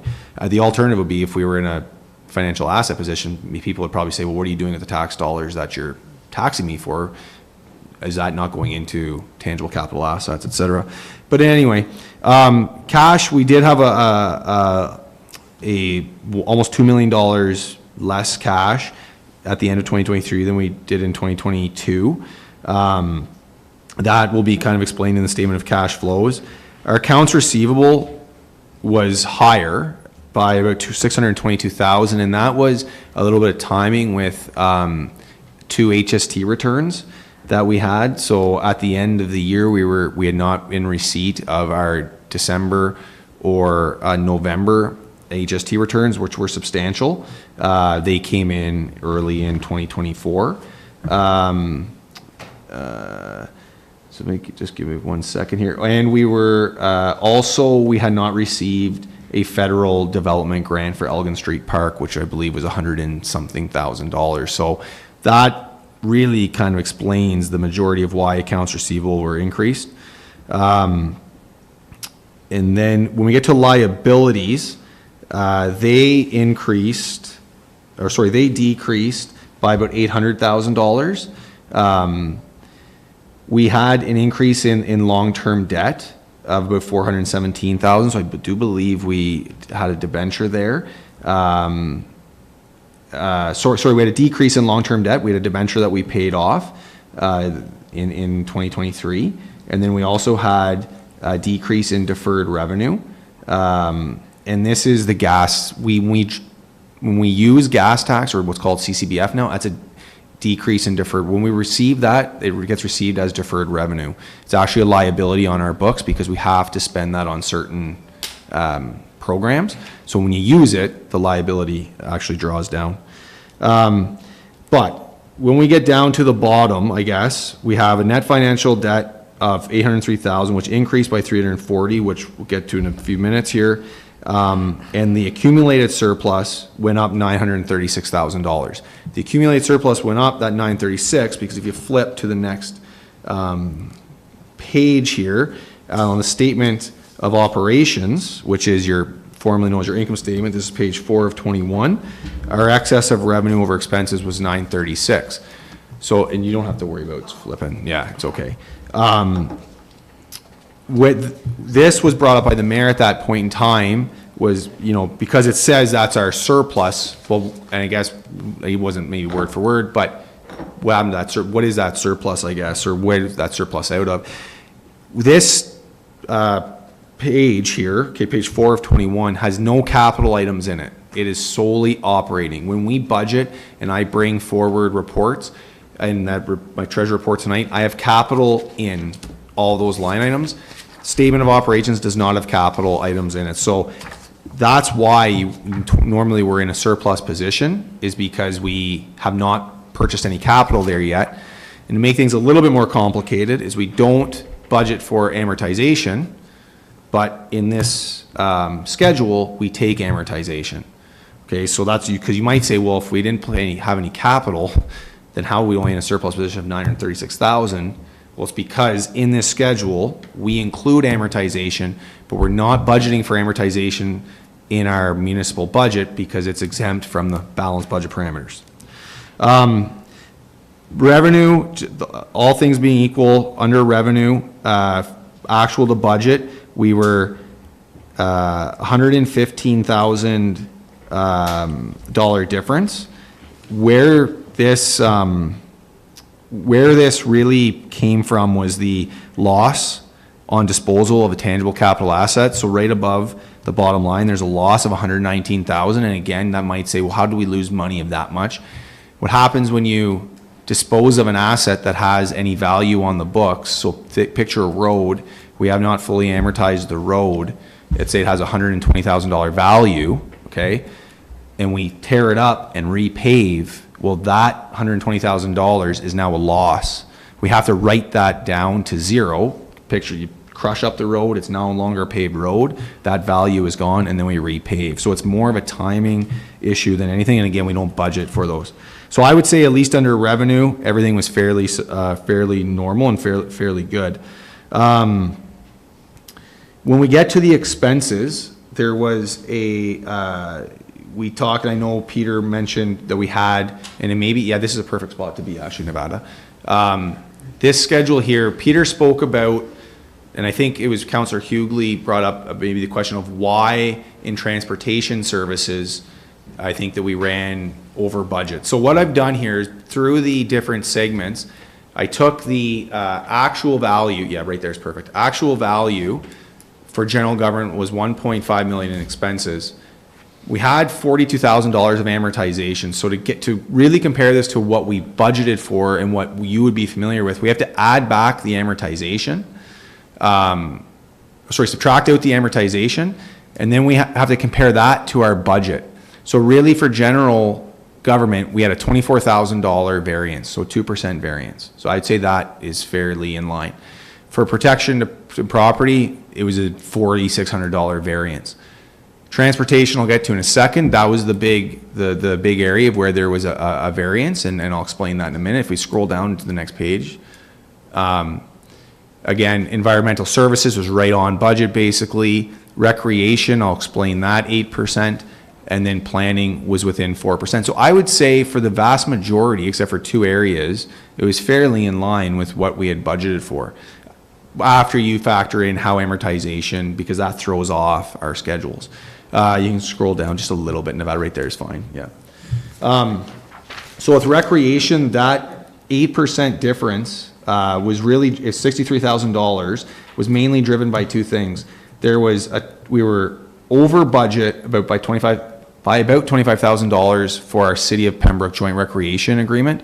And the reason there is it's a very challenging item to budget for, because we pass our budget in Q3 or early in Q1 of a year. We don't get that final invoice from we don't get really information from them until the end of that year. And then to make things a little bit more complicated, the year we're budgeting for is based on the previous year that we didn't get the information for when we made our budget.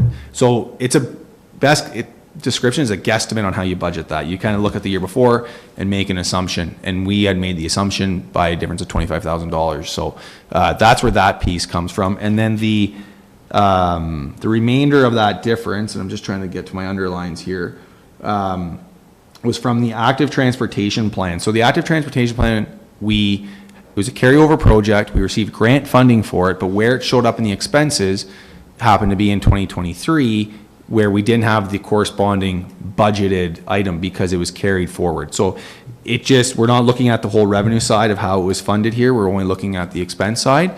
So that's where recreation really, why it's showing 8% over budget on expenses. Transportation, the $446,000 over on budget is really from three different items. The first is, Peter spoke to this, is that we are consolidated, so we're bringing in the airport and Ottawa Valley Waste Management Board. Well, the airport falls in here. The airport had a significant project with the Department of National Defense. So $200,000 of this overage was their overage on their budget on the expenses for the fuel. Now, I'm not taking, again, I put it out here, they had revenue to offset that above in the revenue section, so we're only so it's not that that was a bad thing, and it was not that they went haywire there. There was a decision made that they were able to offset, but it's just showing in the expenses, and that really drove, or was a big piece of what's driving what's showing as transportation, which would be Mark and Brad's group, saying, well, you're $446,000 over. Well, 200 of that was from the airport. 110,000 was from contracted services, which Mark spoke about, I think, a few times now, being mainly around gravel, and those costs basically doubled from the previous year, and that becomes very problematic to budget for. And then there was $100,000 of that difference was due to actual salaries and benefits, I guess, like wages.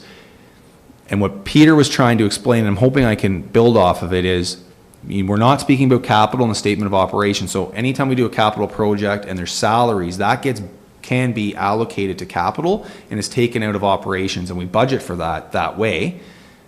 If there's less of that being put towards capital and falling into operations, well, then we're not taking our employees and saying, well, just because you didn't do work on that road, we're going to send you home and lay you off. That's not we're still making them do, or getting them to do other things that falls into operating. So there's a piece of it there, and then there's a piece on casual employees where we had to utilizing casual employees to complete projects.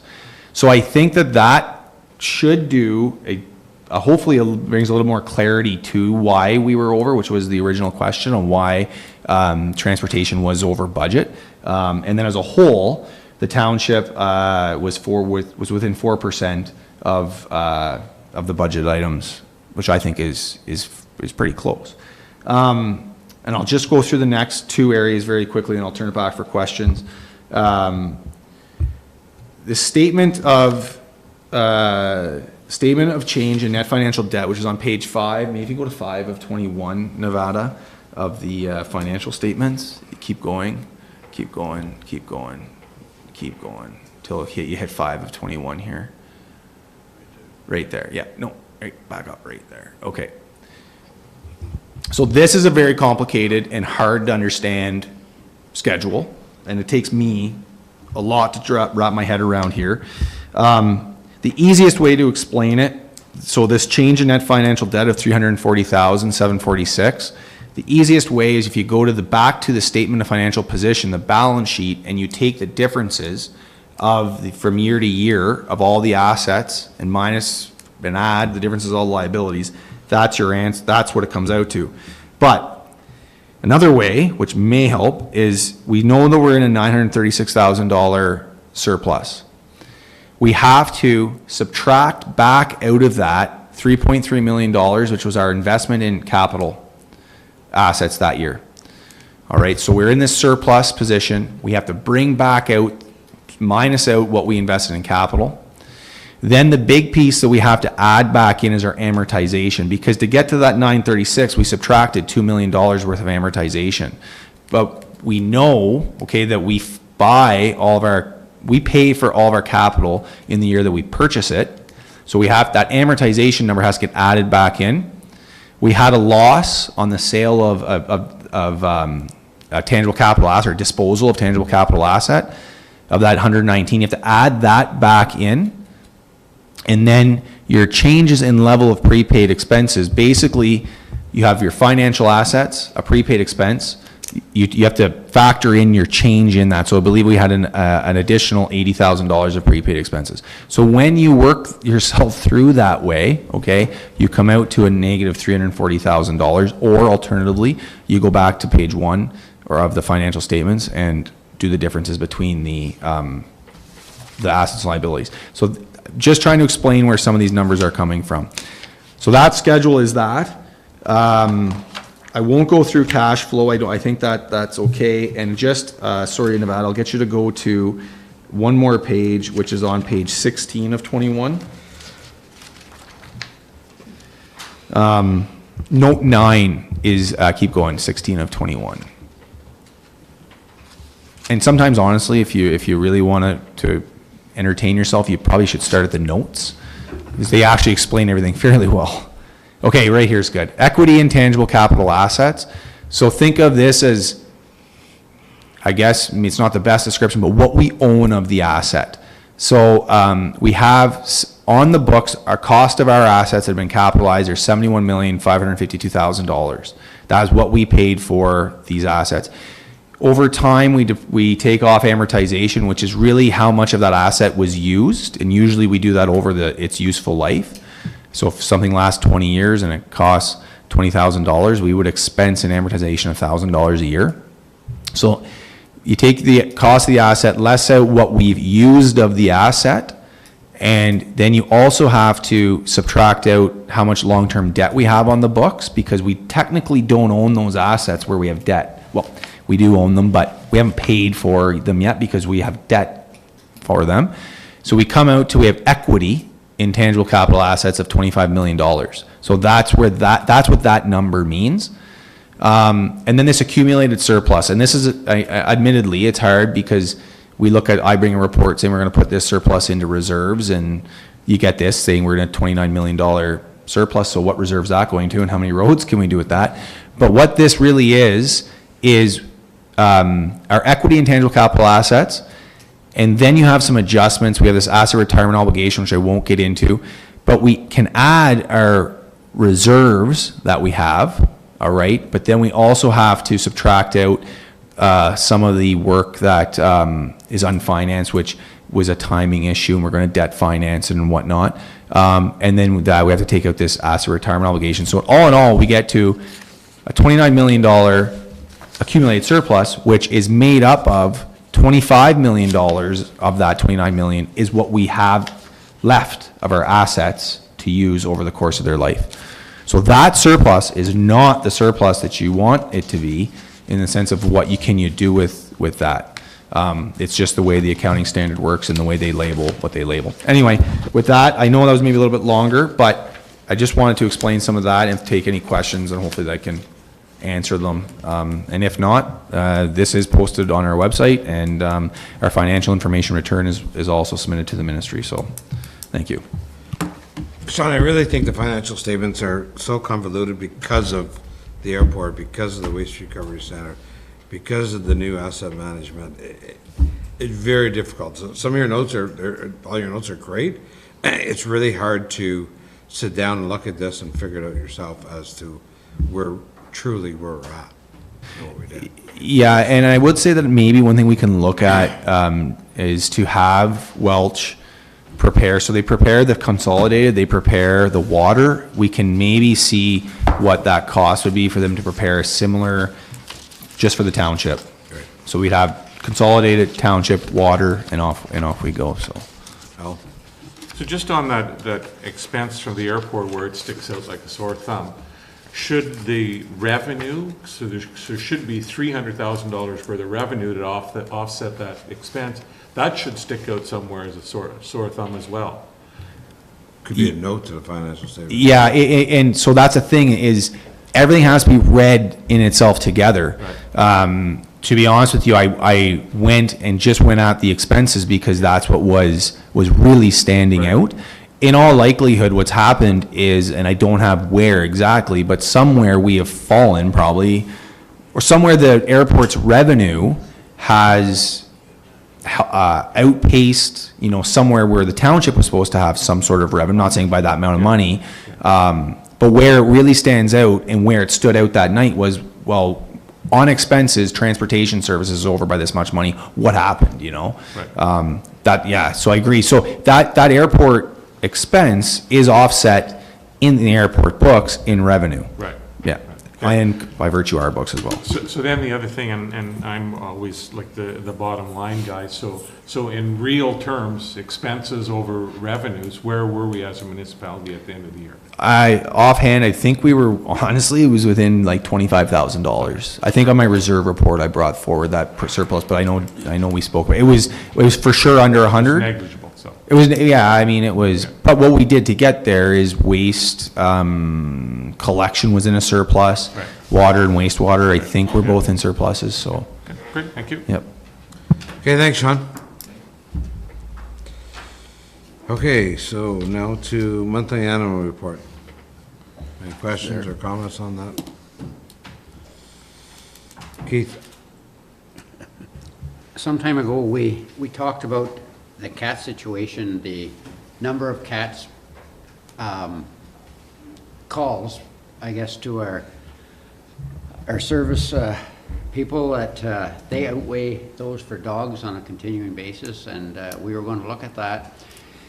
So I guess when these issues are resolved, do they go back to the people and say, keep your cat indoors, do not let him out and run wild? Like, what's the action that is...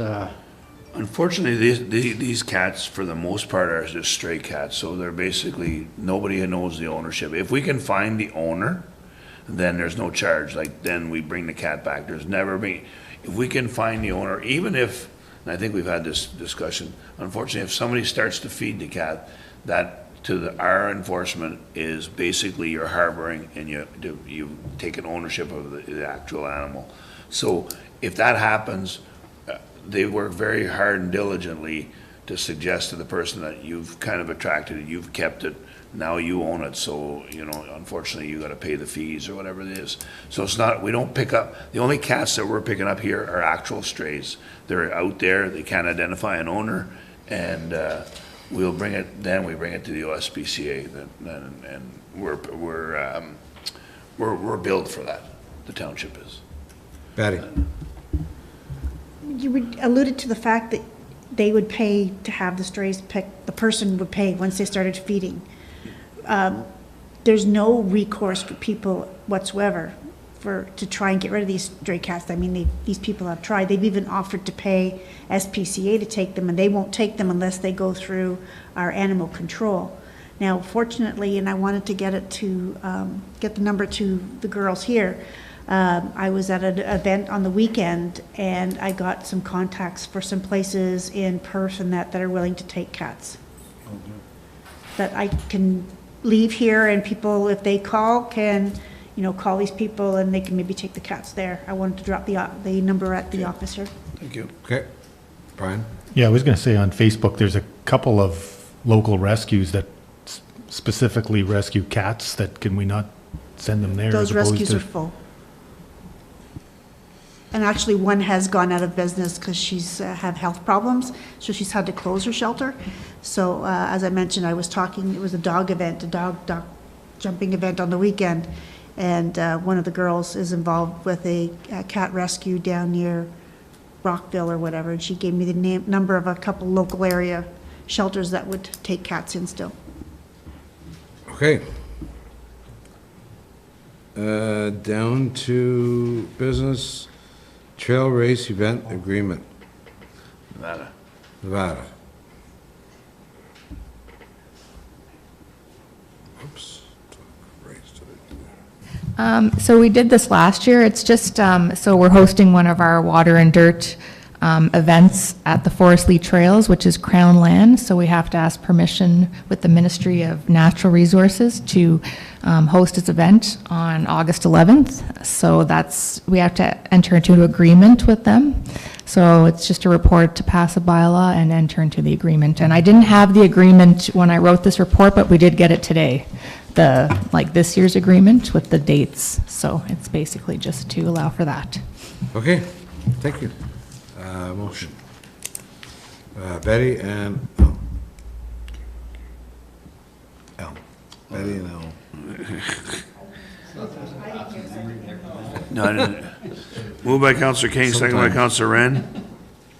That council authorize the mayor and the CAO to enter into an agreement with the Crown, represented by the Ministry of Natural Resources and Forestry, to allow the hosting of an event on Crown lands at Forest Lea Trails as part of the 2024 Water and Dirt Festival, and forwards bylaw 2024-06040 as presented to the bylaw portion of June 18, 2024 regular council meeting for enactment. All in favor? Carried. Thanks, madam. Bylaws. Motion. Jennifer and Brian. Moved by Counselor Gauthier, second by Counselor Ugly, that the following bylaws be enacted and passed and be read a first, second, and third time and be numbered and signed by the mayor and the clerk and sealed with seal of the corporation and be engrossed in this bylaw book this 18th day of June 2024.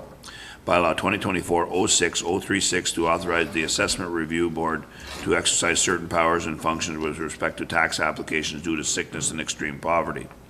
Bylaw 2024-06037 to appoint a drainage superintendent pursuant to Drainage Act, RSO 1990. Bylaw 2024-06038 to authorize the temporary boring from OILC rehabilitation of Roy Street West debenture. Bylaw 2024-06039 to authorize the land use agreement with the County Renfrew ATV Club. Bylaw 2024-06040 to authorize an agreement with MNRF for the use of the Crown lands for the Water and Dirt Festival. Bylaw 2024-06041 to authorize an agreement with the Association of Municipalities of Ontario for Canada Community Building Fund. All in favor? Carried. So council announcements, we've changed Yeah, that? we changed it. Okay. They're announcements. I know. Not comments and not discussion, it's announcements.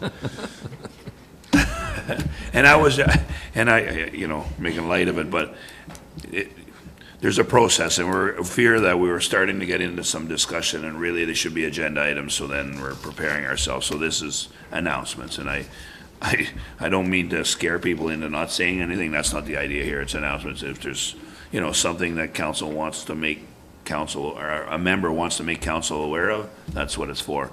If we have to have a discussion and trying to make a decision, that's not what it's for. So, anyway. Very quiet time. No, I have one, and I did send an email out today to go to Bromley grand opening on Saturday. Is anybody able to attend?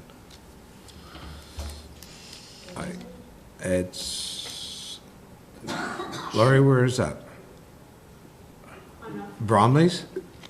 On The Saturday? Wagyu Farm, you're having the opening? Barton? Forest Park Road. But what time, or do we know? Well, if somebody can go. Yeah, I'll get you the details. Chris, I'm gonna talk to him tomorrow, he's away today. The opening is 10:03, but there's gonna be an official opening, so you don't have to go for that part of it, so. You can go? Okay. So I'll get Chris to forward you that information tomorrow. I appreciate it, I'm already booked, so. Okay, if there's nothing else, we're not going to. Well, I'm going to take an opportunity. It's not a council, but I certainly want to congratulate our councillor who somehow jumped out of a good plane. But anyway, congratulate her. You did a great job. I think you got some good press for Laurentian Valley. It certainly helps. And you got a star in my books. I'll tell you, anybody who wants to do that kind of stuff is kind of interesting. So congratulations to Councillor Hewitt for jumping out of the plane with a parachute. It was great, and I noticed that Alan and I were both there, and at first Wendy was very anxious about the jump, and then she got over that part, and then she was anxious because they may not do the jump because of the weather. So I know Wendy had a up and down morning, but and you really had the up and down at the end. So I too congratulations on that. Good job. I can tell you that the owners of this new facility were over the moon for the representation from the municipalities, and especially for Wendy for doing the jump, which really made their grand opening that much better. But they were so happy to see the turnout from the owner municipalities, so they were very, very happy with it. Right on. Okay. Dean, note and file. No, sorry, we have a motion. We have to go into closed, so we do have a motion to go into closed. We have one item in closed. Okay. Betty and Jennifer. Moved by Councillor King, second by Councillor Gauthier, that the regular council meeting of June June 18th, 2024, move into closed session at 7:30. Chaired by Mayor Bennett, according to Ontario Municipal Act 2001, 239-2, it's 239-3, and Section 239-3.1, in order to address a matter pertaining to proposed pending or acquisition or disposition of the land of municipalities or local board. All in favor? Okay. Okay, take two, and Take two. Laura, are you-